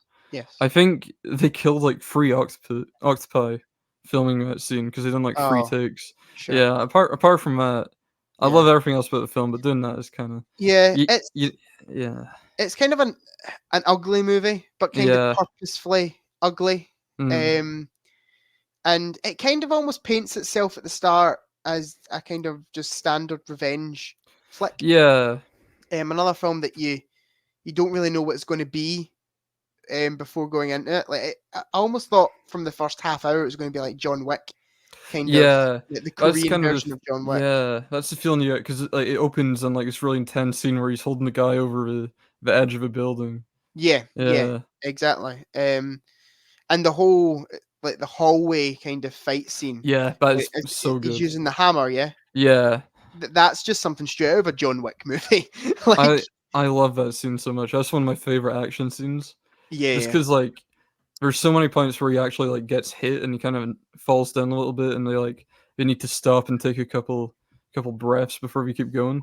And stuff like that. I really like that for sure. Action scenes. I do think that in some places it's just a little bit too strange for me. Yeah, I can see that. It's a strange movie. It's got a real odd vibe to it. I can't place the vibe that it's going for, but it somehow works. It does work very effectively. I remember when we watched it in class. It was my second time watching it. I completely forgot the bit where she just sees the giant ant sitting on the train. Yeah, stuff like that. I forgot about that. Yeah, there's some like quite dodgy transitions as well, where like these clocks come up on the screen and it looks kind of a wee bit dated, but for sure. Yeah, I still love it though. I will say, Fergus, that I do think the film would be better if it was American and had Josh Brolin and Elizabeth Olsen as well. Elizabeth Olsen in it. If anyone from Hollywood's watching, if you want a hit, Spike Lee, maybe Oh he'd yeah, be a yeah, good yeah. fit for it. He'd be really good. Yeah. I've still not watched it. I there's something in me that wants to watch to see how bad it is. No, don't. Have you seen it? I've seen bits from it, and it looks horrible. It looks absolutely terrible. I've seen like the hallway fight scene alone is so much worse. I think they do like multiple cuts in that when the original is just one big take. It's the type of film that I just don't understand why they decided to remake it. No, me neither. I seen just the other week for making it into a TV show now. Or maybe like a TV series kind of spin-off. But I think Park Chan-wook is behind it though. So Okay, that's a little more that makes me a promising. little bit have a Yeah. little bit of faith in it. Yeah. But yeah, it's a definitely a strange watch, but I think it's something that everyone should watch at least once. Yeah. I Just to, mean, well, unless there's like certain things that kind of trigger you about it, like oh maybe like check that kind of thing before you go into it yeah, because there's a lot of yeah it's a very disturbing movie to yeah. say the least. If you want to see a guy eating a live octopus, and that's yeah That like stuff like that's just so strange. yeah Like it's so oddball. But yeah, it's a really good film. yeah. Okay, my number 3. What is okay yeah. I couldn't tell if you were pretending to try and remember there or No, actually trying yeah, to I'm remember. just trying to remember what order we're in. So this is from one of my personal favorite directors of all time, Mr. Bill Forsyth, and this is his absolute masterpiece, Local Hero. I will sing its praises till the day I die. It is such a beautiful movie. I just absolutely adore it. It's honestly just one of the most. It's got a real magical feeling to it, in my opinion. It's kind of a very grounded in reality story, but kind of feels a bit fantasy in a Yeah, way. in particular with like I forget his name, but the CEO of the company, Yeah, he's absolutely like wild. yeah. He's like a villain at a Bond movie almost. Yeah, He's he's like Mr. Burns or something. yeah, yeah, exactly. Yeah, It's very almost in those bits a bit over the top, but that's yeah, why it's so likable. mhm, Um, as I said, I absolutely adore Bill Forsyth. I think the way he writes, especially his characters, he gives every one of his characters their own little quirks and makes mhm, sure each of their personalities, like every single person in Local Hero, has their own unique personality to them. mhm, And it's just so I can't think of another writer personally that can do that with their characters. Like mhm. even at the Kaylee scene, every Yeah, single person that you meet there has got their own little quirk and are different in unique ways, and it's just everyone in the film's just so likable. Even mm, Burt Lancaster's character, the CEO, he's likable. He's yeah, strangely likable, yeah. It's even though he's not a particularly nice guy. no, yeah. It's always like really enjoyable to just kind of cut back to whatever he's doing back in America. Defo. Uh, And yeah, the plot again, it's a very simple one, but mm, I think it's the characters and the way the characters are written that does really elevate it, and just the mm, comedy in it, I find mm, absolutely hysterical every time I watch it. It's one of those films that I can quote, especially all the jokes from, mhm. and they're not even. I can't remember who I was talking to about this the other day, but they're not even really jokes. Like Yeah, they've not got a punchline, but they're yeah, just weirdly funny. Like again, all the stuff at the Kaylee where I'm pretty sure like there's a guy doing like impressions, and he's like, "No, this was James Stewart," and he takes off his hat, and he goes, "No, that's Jimmy Cagney," and then he puts back on his hat. Like that shouldn't be funny, but it somehow really is mm, funny. Yeah, I just think it's got a real good romance to it as well with mm. Peter Capaldi, Yeah, yeah, and I can't remember the woman's actress in it, but they're both brilliant, and they've got really natural chemistry as well. mm. It's quite funny seeing like Peter Capaldi in it because right now I'm watching The Thick of It with my dad, and he's such a different character in that. Yeah. I love The Thick of It as well. Like, that's such a good show. Is this your first time watching it? Yeah, first time. You enjoying it? Yeah, loving it. Yeah, Malcolm really Tucker's like a perfect character. you need to watch the movie as well. Yeah, we're gonna. The film's really good. But yeah, Local Hero, I just think is, I struggle to put into words how much I actually really love it. I just think it's an absolute masterpiece. I don't think enough people talk about it. Yeah, it's a great little like message about kind of finding a place that you love.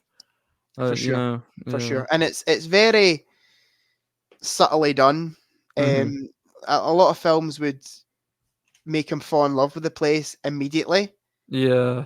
Whereas this, it slowly unravels, and he almost gets a bit of a conflict of interest by the end of should this town actually be sold or not. And the ending is another one that's like La La Land is it's a sad ending, but it's fittingly sad. It's a very natural way for the story to progress, and anything else that would make the story happy would feel forced. Yeah, agreed. What do you think about Local Hero, Fergus? So I watched it a couple months ago, again on your recommendation. Yeah, I did enjoy it. I think there might have been something wrong with like our TV or something because I could barely hear any of it. Oh, okay. But if I rewatch it, that'll pay off at least. Yeah. Yeah, no, I really enjoyed it. I think the little village that it's set in has just like so much personality to it. Like before you even meet any of the characters.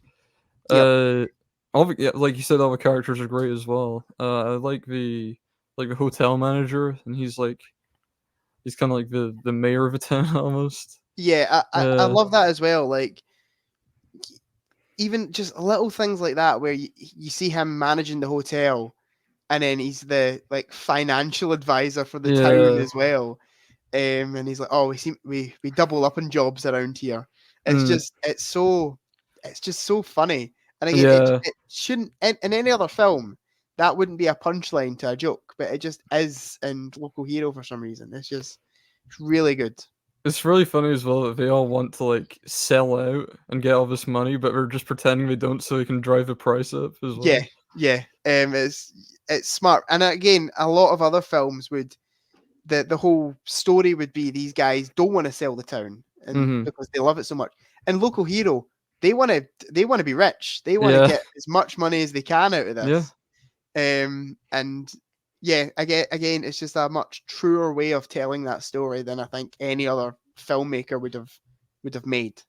And Forsyth's direction as well, man, it's beautiful. The way he captures Scotland is just insane. And the Northern Lights and stuff, the way that looks, just the meteor shower as well from the phone box. Yeah, it's just absolutely beautifully captured. And I'll not go into spoilers because I don't want to spoil the actual ending of the film for anyone that's listening and hasn't seen it.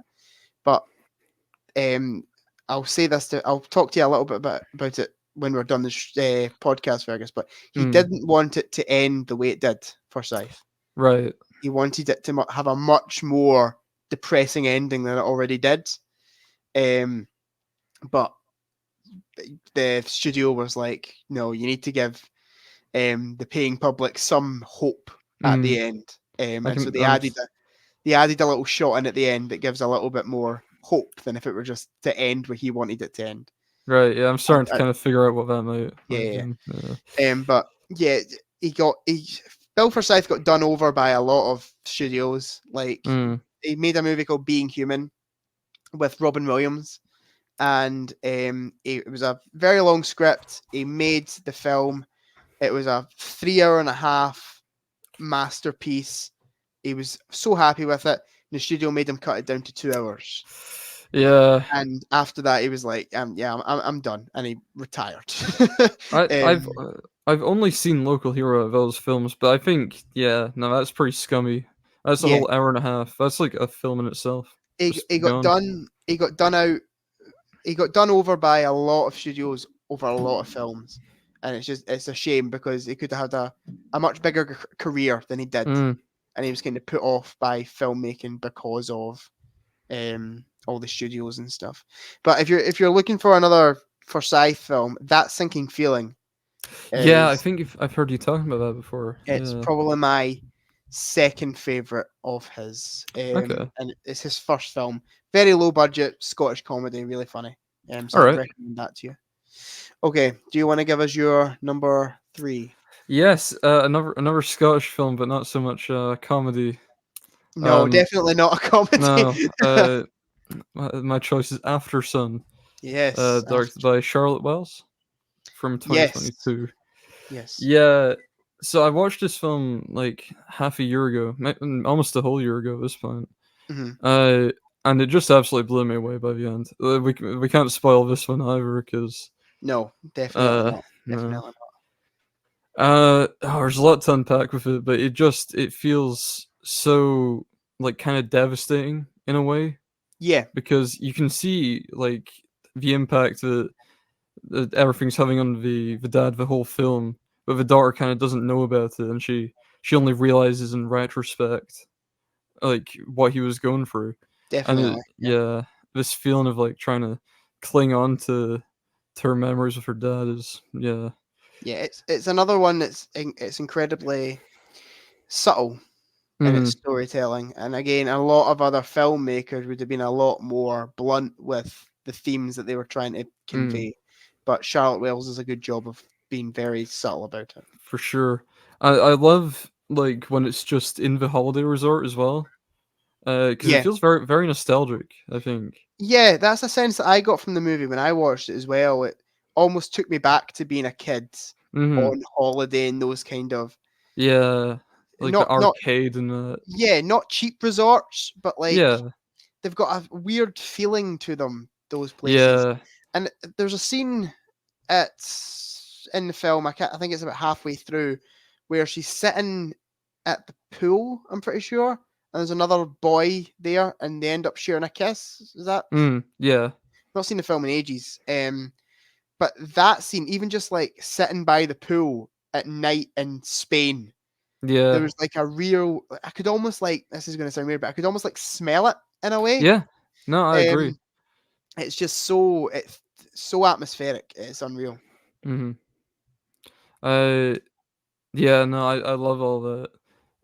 I think Charlotte Wells based it on her own holidays with her dad, which, but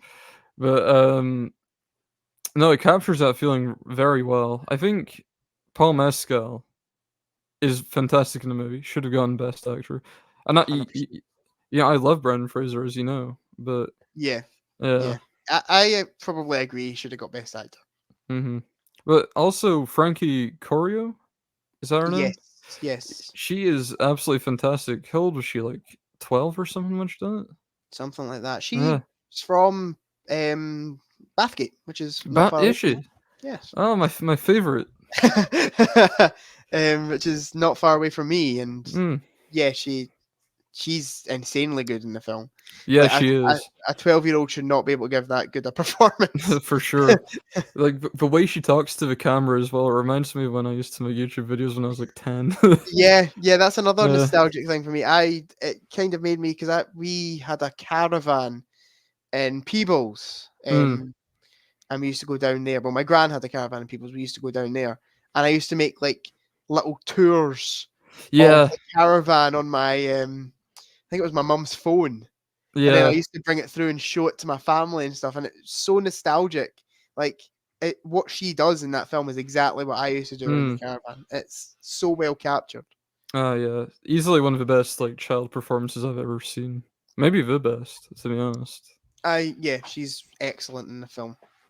And the whole obviously I'll not spoil the ending of it, but the whole under pressure sequence. I was just about to say yeah, one of the most heart-wrenching things ever. Yeah, absolutely perfect. I'll never listen to that song the same way.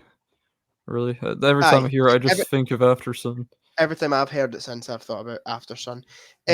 We've spoke about it before, and there's something I've got as a 4-star movie. Yeah, and yes, you do. there's something about it that stops me. I don't think it'll ever be a 5. But there's something about it that just stops me from putting it at a 4.5. And I've tried to work out what it is, and I can't. I've seen it. I think I've seen it twice. So maybe on a third time it might get lucky. I can't put my finger on what's making me not put it at a 4.5. I think one thing I'd say, it's not the most rewatchable film. Yeah. Like, because so much of it is kind of just, mucking around in a holiday resort. Yeah. I agree with that. I did enjoy it when I rewatched it. But I don't think it's a kind of film I could watch like once a year. For sure. I think every 5 years or so I could throw it on. And just kind of be reintroduced to it in a way. But it's not rewatchable. I've seen it twice now, and that'll do me for a bit, to be honest. Yeah. But yeah, it's a fantastic movie. It really is great, and I do think it's got a possibility of going up to 4.5. I think we spoke about this briefly before. I do have some issues with dialogue in the movie, and it being a little bit pretentious feeling. Okay. Like it almost feels a little bit, and it is good dialogue, but it's almost not how kids talk. Yeah, I get it. Some of her scenes, but that's a nitpick because the dialogue is good. I just don't think it should be coming from her mouth, if that makes sense. Yeah, I think. Yeah, I kind of agree, but definitely with a lot of what she says, you can see the impact that it has on the dad character. Yeah. So many little things she doesn't even really mean, but you can see it has a big impact on him. Yeah, definitely. It's both performances are just great. And yeah, he definitely should have got. Did he get nominated?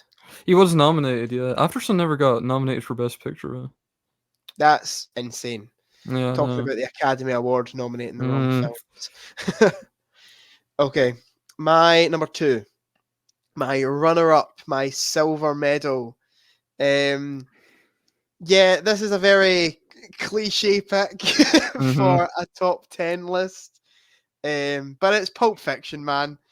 It has to be there. It's one of the most influential and greatest films of all time. I will actually say, I think it is maybe the greatest film ever made. All right. My number 1 is just a personal preference, but I do think Pulp Fiction is probably the best film ever made. In terms of just story and script to screen, it's just fantastically done.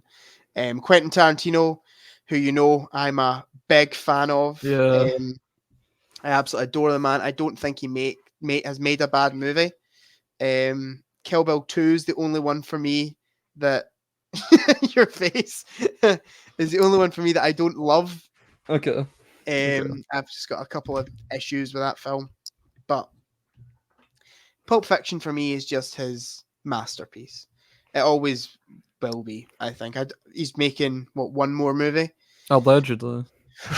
Yeah, it got cancelled, didn't it? The movie. Yeah, the Nostalgia Critic. Yeah. The Nostalgia Critic. No, he's gonna do something else now, I think. That's so weird that he put so much planning into it, and then he was just like one day, nah, let's do something. Let's do something different. Let's get writing. Like, if he's not feeling it, I get it, but this whole I need to end it on a perfect movie. I need to have my 10 movie run. Every single film needs to be perfect. It's kind of weird, I think. Yeah, I agree. I think he should just keep going. Yeah. Personally, he's got a good track record. I think he should just keep going. If he makes a bad movie, makes a bad movie. Happens to everyone. He thinks it's going to be his legacy if his last film's his worst one. But people are still going to remember him for Pulp Fiction and Kill Bill and all this. Exactly. But yeah, Pulp Fiction. The way the story's told, and it's out of order, and it's just so interestingly done. I think the dialogue is some of the best dialogue ever put to screen. It is so infectious and just so quotable. Again, it's another movie I could quote The way that Tarantino just takes conversations that shouldn't be enthralling and makes them these really enthralling conversations.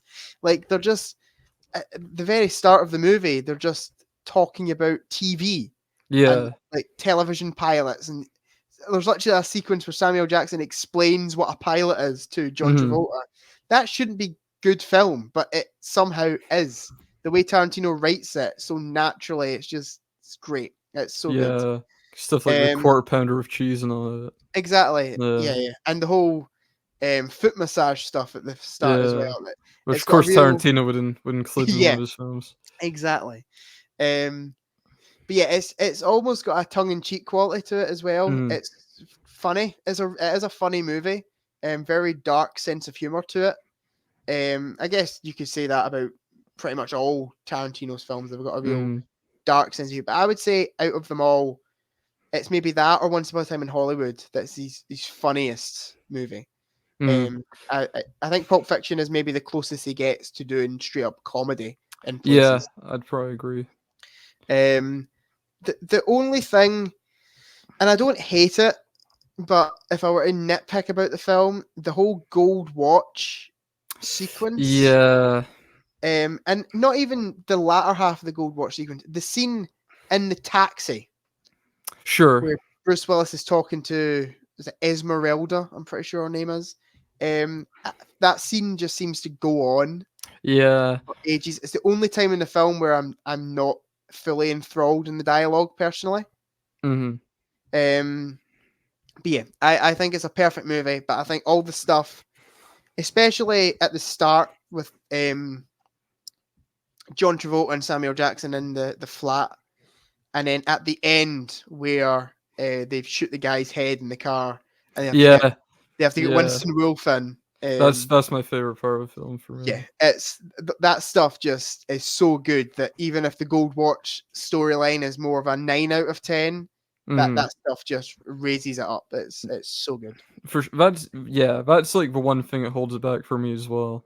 I've got a 4.5, and it's just the middle act isn't as strong for me. I still like it, and on its own it is very good, but it kind of, because I really love Travolta and Samuel Jackson and Uma Thurman throughout the rest of the film, just to have Bruce Willis come in and like hijack it for absolutely ages, it kind of rubs me the wrong way, I guess. The best bit about that Gold Watch storyline is the bit where Christopher Walken comes in. Yeah, I was going to say and he delivers this 5-minute monologue, one take, and it is some of the funniest writing ever put to screen.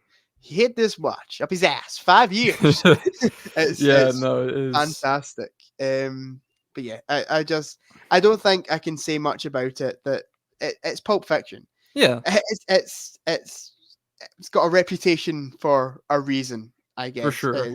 I just absolutely adore it. And where is it on your ranking?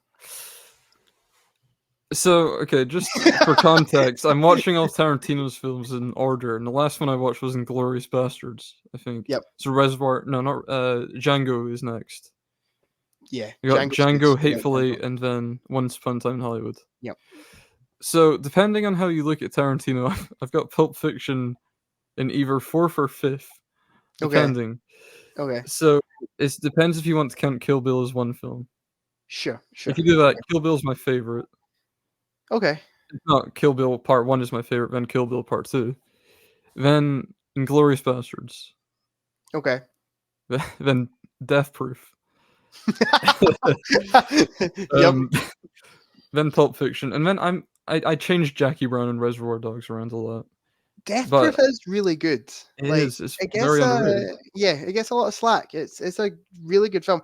It's I think it's third last for me, Death Proof, but it's still like I think I've got it as a 4 out of 5.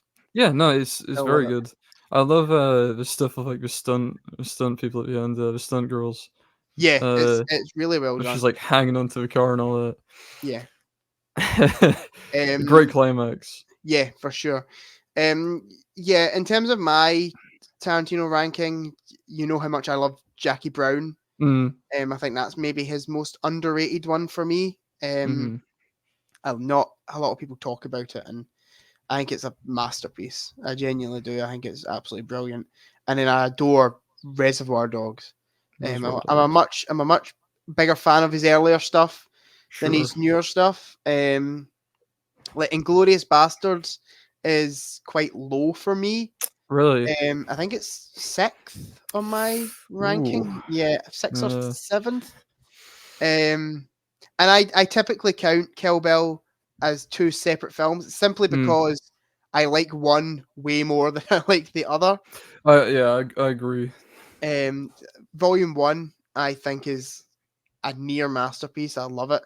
Volume 2, I think I need to rewatch. I've only seen it once, and I remember it being just his most boring movie for me. Yeah, the first one is very very fast moving and all this. Yeah, and it has some great scenes. I think Kill Bill 2 doesn't have as many memorable scenes. Yeah.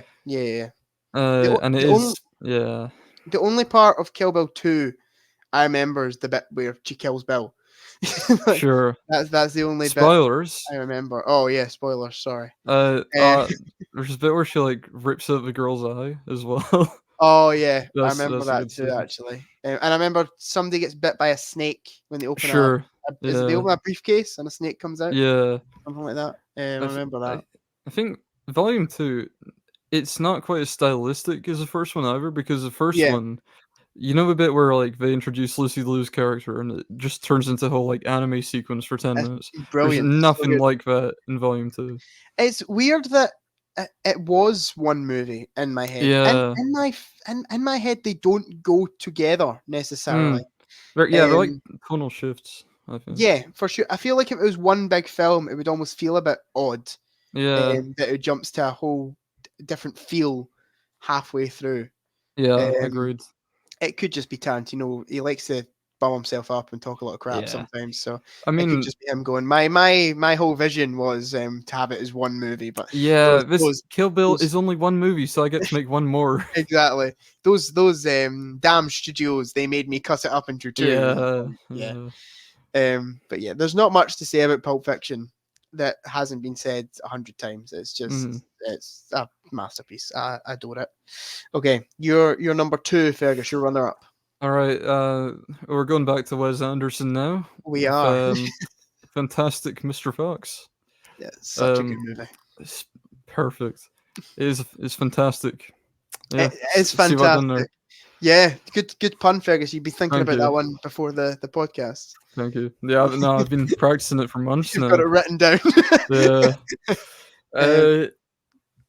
No, yeah, I don't even know what I could say about this movie, to be honest. It looks absolutely fantastic. The stop motion stuff is fantastic, and we need more stop motion films getting made. To us. I think a horror movie came out recently called Stop Motion that had some like creature effects. But I will say, whilst I'm talking about how good the stop motion is, I think Isle of Dogs looks a little better. But I mean that's more recent, so makes sense. Sure. It's still great though. It's very orange, like the podcast backdrop here. Yeah, it's themed. Yeah, I knew you were coming, Fergus. I made sure the place looked like Fantastic Mr. Fox. Thank you. The voice acting is really good as well. Yeah, I was surprised when I actually looked at who's in it. How many stars? Because it's George Clooney, Meryl Streep. Yeah. Jason Schwartzman, Bill Murray, Owen Wilson's in it for a bit. Yeah. Michael Gambon. He's been. Has he been? Yeah, he's been. Yeah. Willem Dafoe is the rat. Yeah, that's the best character. Brian Cox randomly shows up. Does he? He's the news reporter. Oh, yeah, that's funny. Yeah, it's a great movie. I know it's a kids movie, but I almost think you appreciate it a little bit more when you're an adult. No, for sure. Yeah, there's something about it that I think maybe go over kids' heads a little bit. Yeah, I agree. You know what I actually didn't like as a kid though. I was terrified. It is quite scary. Like it is weirdly scary. There's something about it. the bits like near the start where Mr. Fox and Badger are like arguing, or going kind of like that. Like Yeah, that was terrifying. I yeah, didn't like that. and there's a lot of adult jokes in it. Yeah, The fact that they constantly say "what the cuss" and stuff like yeah. that, like it's very well done. It's very smartly written. I've never read the book. I don't know Really. how close it is. Have you read the book? Yeah, as a kid, I read it quite a bit. It's like 40 pages long, so Oh, it's a okay. Roald Dahl book. Yeah, But yeah, I mean, it follows it pretty closely, I guess. yeah. From what I can remember, anyway. Did they The have all the like "what the cuss" or was that a Wes no, Anderson no, film? Yeah, yeah, yeah. no. Good. It's just a standard kind of Roald Dahl story, I think. Not a lot of humor, to be honest. Okay, sure, sure. The bogus Bunsen Bean rhyme is still in it, Oh, is it? as I recall. Yeah, That's funny. yeah, Yeah, it's a yeah, here I go. Fantastic movie. Um, but yeah, it's really good. Like mm, I knew I liked it. I rewatched it a few months ago, and it went to 5 stars easy. mm, It's so good. And there's a lot of deep quotes in it, like yeah, deep lines, and it's got a real deep message to it at the end of the day as well. That is just quite profound for a kids movie. yeah, Wes Anderson needs to do more stop motion, I think. for sure. I think it's like below 90 minutes as well, Yeah, so it's not a just long film. can just throw it on whenever, to be honest. For sure, for sure. It's one that I want to show. I don't know if my cousins have seen, my little Mm, cousins. I would love to show them it because it is one of those films that I think adults and kids could equally get mm, something out of. yeah, I There's a can. really good quote from it that I'm going to quickly look up. You speak while I'm trying to find this quote. All right. It's kind of like Paddington 2 in a way, because I couldn't imagine anyone really hating Fantastic Mr. Fox. Yeah, yeah, for sure. Like, I could see disliking it maybe, but I don't think anyone could really hate it.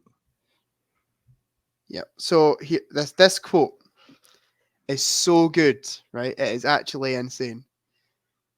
He goes, he redeemed himself, and then he goes, redemption, sure, but in the end, he's just another dead rat in the garbage pail behind a Chinese restaurant. That's what I was gonna say. That is such a good quote, I love it. Yeah.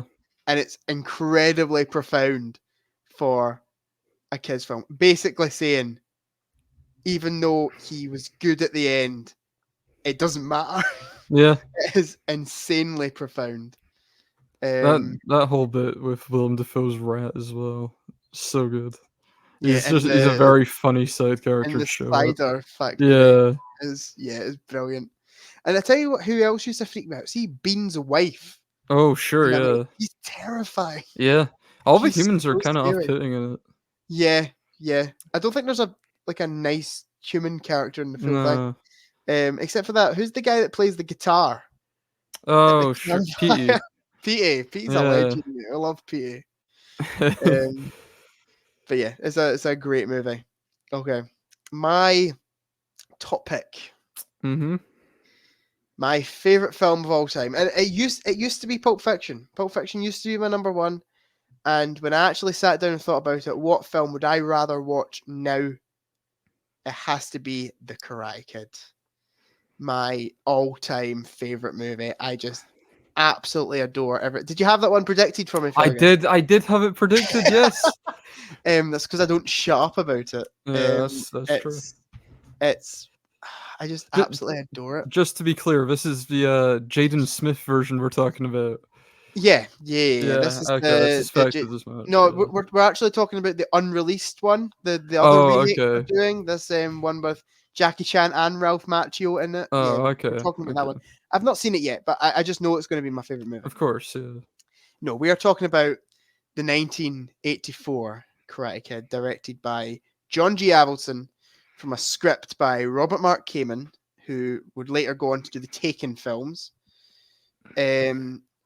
It's just so nostalgic to me. Again, it was one of those films I watched. I think the first time I watched it, honestly, was when I was like 7, 8 years old. and I must have seen it, and I'm not exaggerating, over 100 times since then. It's absolutely fantastic.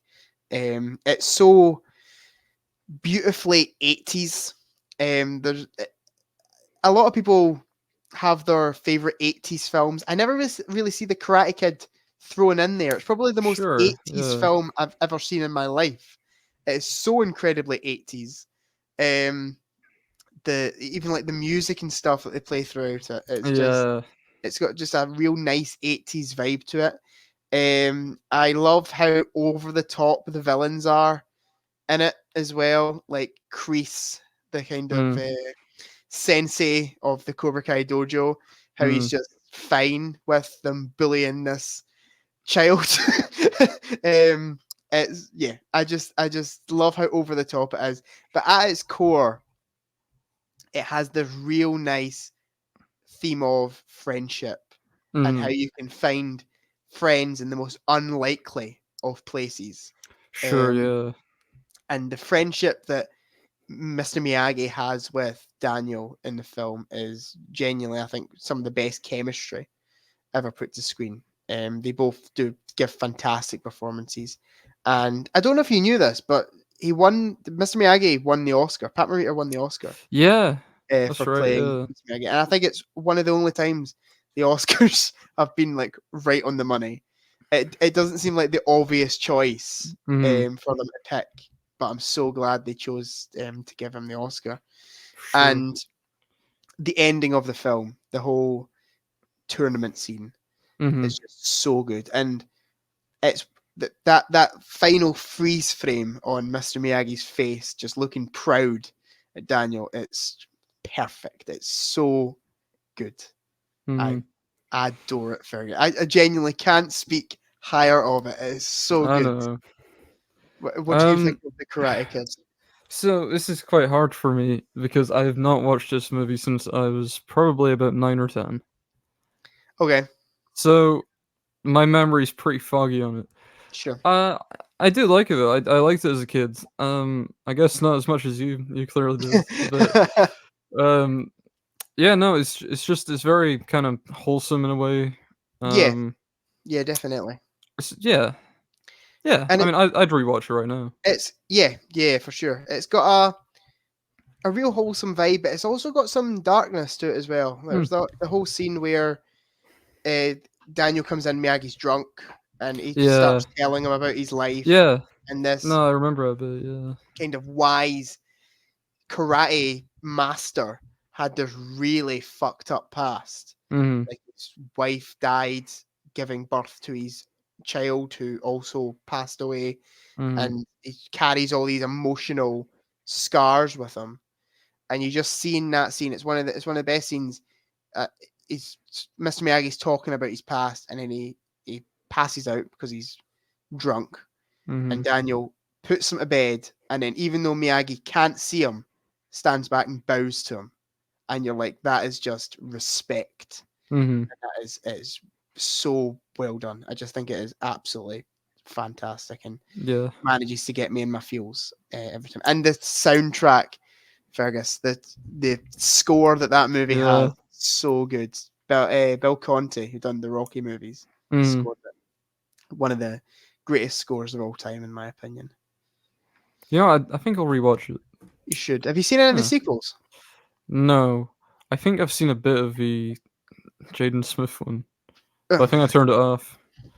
2's really good. 2 and 3 I really like. 3's batshit.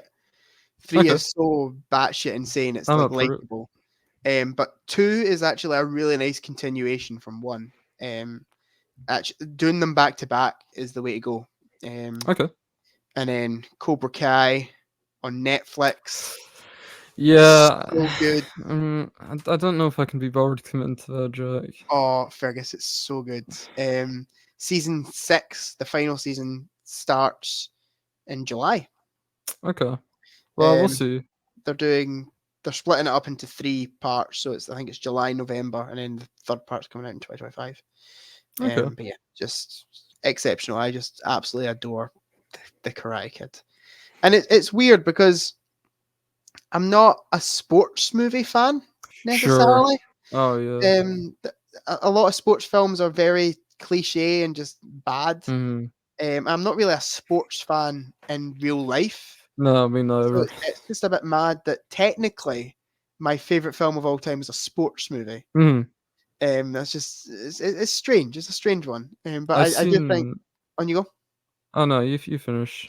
I do think at its core, The Karate Kid is a lot more than a sports movie. It is for sure. a movie. Yeah. It is it's kind of a romance, kind of a drama, bit of action thrown in there. It's just I love it. I was gonna say I watched the new film Challengers the other day. Yes. The tennis movie. And I read afterwards the director doesn't seem to like tennis very much, which I thought was really weird because he portrays it very like romantically almost. Yeah, that's interesting. Yeah. I've heard good things about that film. Was it good? I give it 4.5. I thought it was fantastic. Oh, cool. Okay, Fergus, do you want to do your number one? Yeah, I mean, I'm a bit embarrassed to come out and say it, but yep, my favorite movie is Cool Cat Saves the Kids. No. It should be. Well, we can't talk about it. We'll get copyright struck. Oh yeah, Daddy Derek will come in and end the Popcorn Podcast before it's even started. Okay, your favorite film? Okay, 3 films, kind of the Cornetto trilogy, but to narrow it down to one, Shaun of the Dead.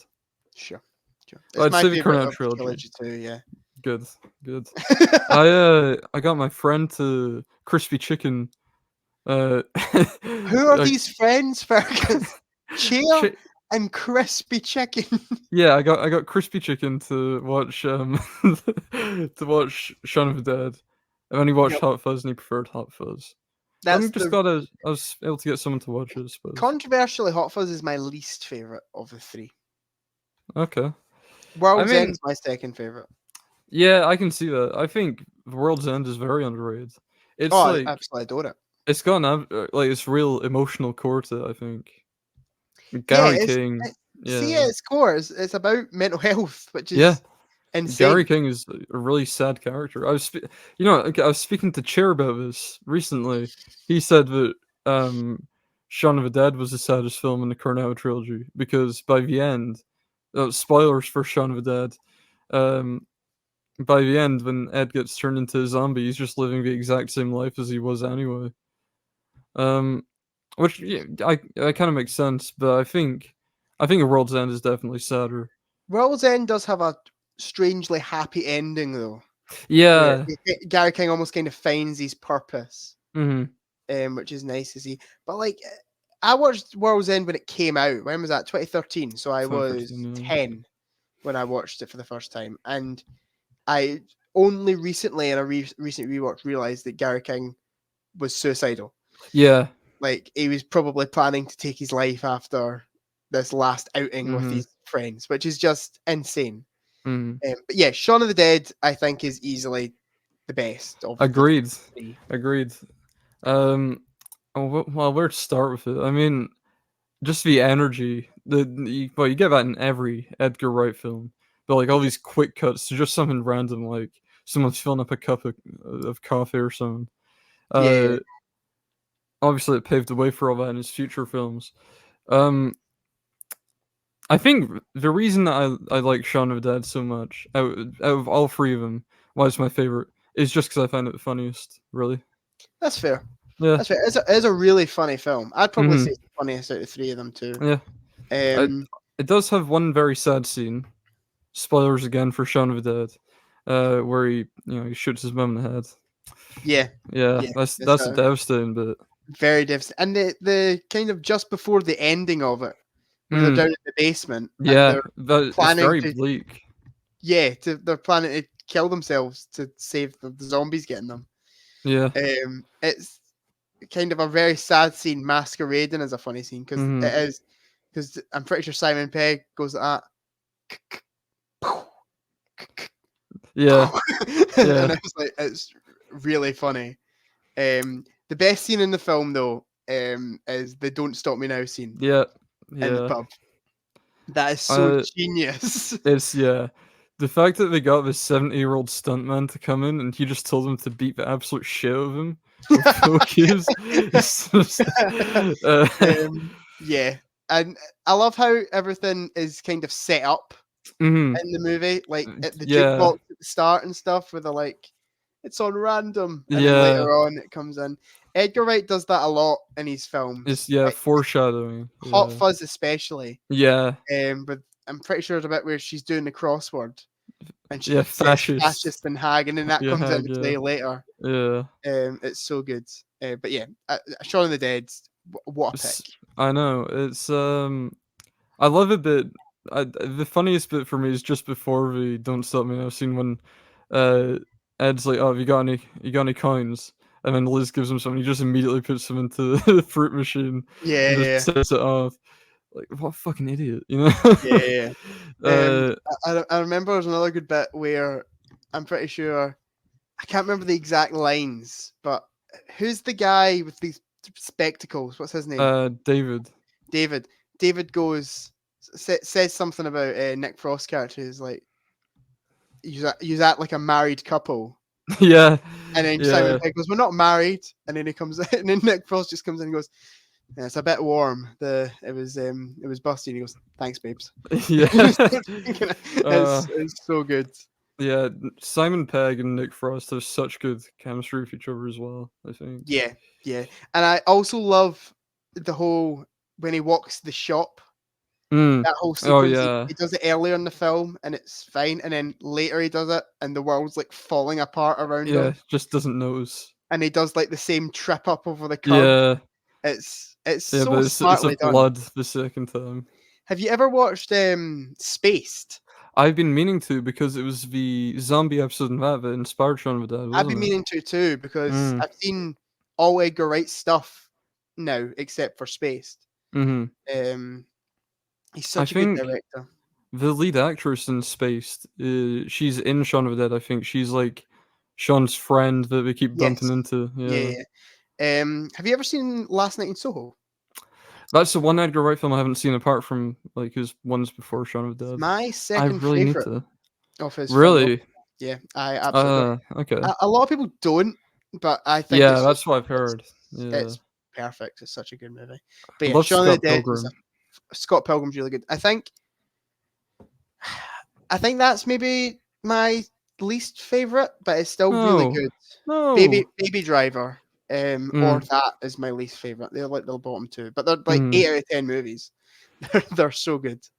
But Shaun of the Dead is a good pick for a top film. I think it used to be up there for me. It's definitely a 10 out of 10 film from me. It's the only film that has stayed in my Letterboxd top 4 and never left. Has it always been your number one? Yeah. That's insane. That's cool. I think when I started, it was that, Ratatouille, Whiplash, and Texas Chainsaw Massacre. Ah, cool. Yeah. I think mine when I started was Pulp Fiction first. The Karate Kid, Walk the Line, and The Shining. Okay. And that was my top 4. But there we go. Our top 10 favorite films. Now, predictions. Yes, we'll do this quickly. Okay. Right. Do you want me to do yours first? What I had? Yeah, you go ahead. Okay, so I had Shaun of the Dead, Fantastic Mr. Fox, After Sun, Old Boy. Texas Chainsaw Massacre. Jurassic Park. Right. Grand Budapest Hotel. I had Alien. Okay. I had Kill Bill Volume 1. And I had Poor Things. Okay. I know how much you adore Poor Things. I do love Poor Things. And then I had George the Jungle, but I took that off. Okay. 3 of those films that you've said, Jurassic Park, Alien, and Kill Bill, I've written in an honorable mentions list as well. Okay. I've got those 3, Trainspotting, and What We Do in the Shadows. Okay. I didn't write honorable mentions, but I'll be able to like tell you them if you say what you've predicted. Like I'll be able to tell you them. If they were honorable mentions. All right. My predictions: Karate Kid. Yep. Pulp Fiction. Yep. Local Hero, Empire Strikes Back. Yep. Walk the Line, The Shining. And I put Willy Wonka and the Chocolate Factory. That would have been definitely an honorable mention for me. It's a fantastic movie. Apollo 13. Yep. La La Land. Yep. And then this one, I regret picking because it's not even. Oh, I don't know if you'd count it as a film. Bo Burnham's Inside. It would definitely be an honourable mention once again. Yeah, I did think about it. It was on here for a second, and then I took it off for Apollo 13. Oh, that's what did I get? 8 out of 10. Yeah, what did I get for you? What, like 6? 6 out of 10. Yeah, it's not too bad. Not bad at all. We know each other pretty well. You know what? Though we didn't have any overlap between our lists. We Yeah, didn't have any of the same films. I didn't know if Wolf of Wall Street was going to overlap. There was something in me that I thought that could have overlapped for us. That's the only one I thought maybe that or. Well, I looked at your letterbox and I saw La La Land was a 4.5. Yeah. And I was like, oh, I thought that was maybe going to be an overlap for us. I don't know why it's 4.5. I think it should be 5. But now Mark's kind of annoyed at me for having it at 4.5, so I might just keep it at 4.5 to piss I'm off annoyed Mark. at you too. Well, so okay, I'm gonna piss you both off. I'm gonna keep it at 4.5. Okay, right. We've been going for 2 hours and 26 Oh my god, minutes. yeah, we've really been waffling. For our first episodes, I think we should maybe call it a day here. Yeah, probably. This was a lot of fun. It was. I've enjoyed myself. We need to get episode 2 sorted soon. I hope you guys enjoyed. What are we doing for episode 2? So we should explain this. Yes. So, my idea for the podcast, apart from episode 1, I thought our top 10 favorite films would be a good way to introduce both of us to. Well, they kind of know me from the channel, but to introduce you to everyone, I thought it'd be a good way to get to know each of us. However, from moving on, I would love it if we each take turns to plan the podcast for the other person. Sure, so yeah. One person is coming into the podcast not knowing what is going on. Yeah. I think that would be really fun. So, Fergus, it is your turn to do the next episode. Yes. Okay. So, I'm excited to see what you have in store for me. I've got something in mind. So, there'll be, for people who want to know what's coming up, I'm thinking quizzes, I'm thinking games, little challenges, just a whole lot of fun, rankings maybe. Yeah, yeah.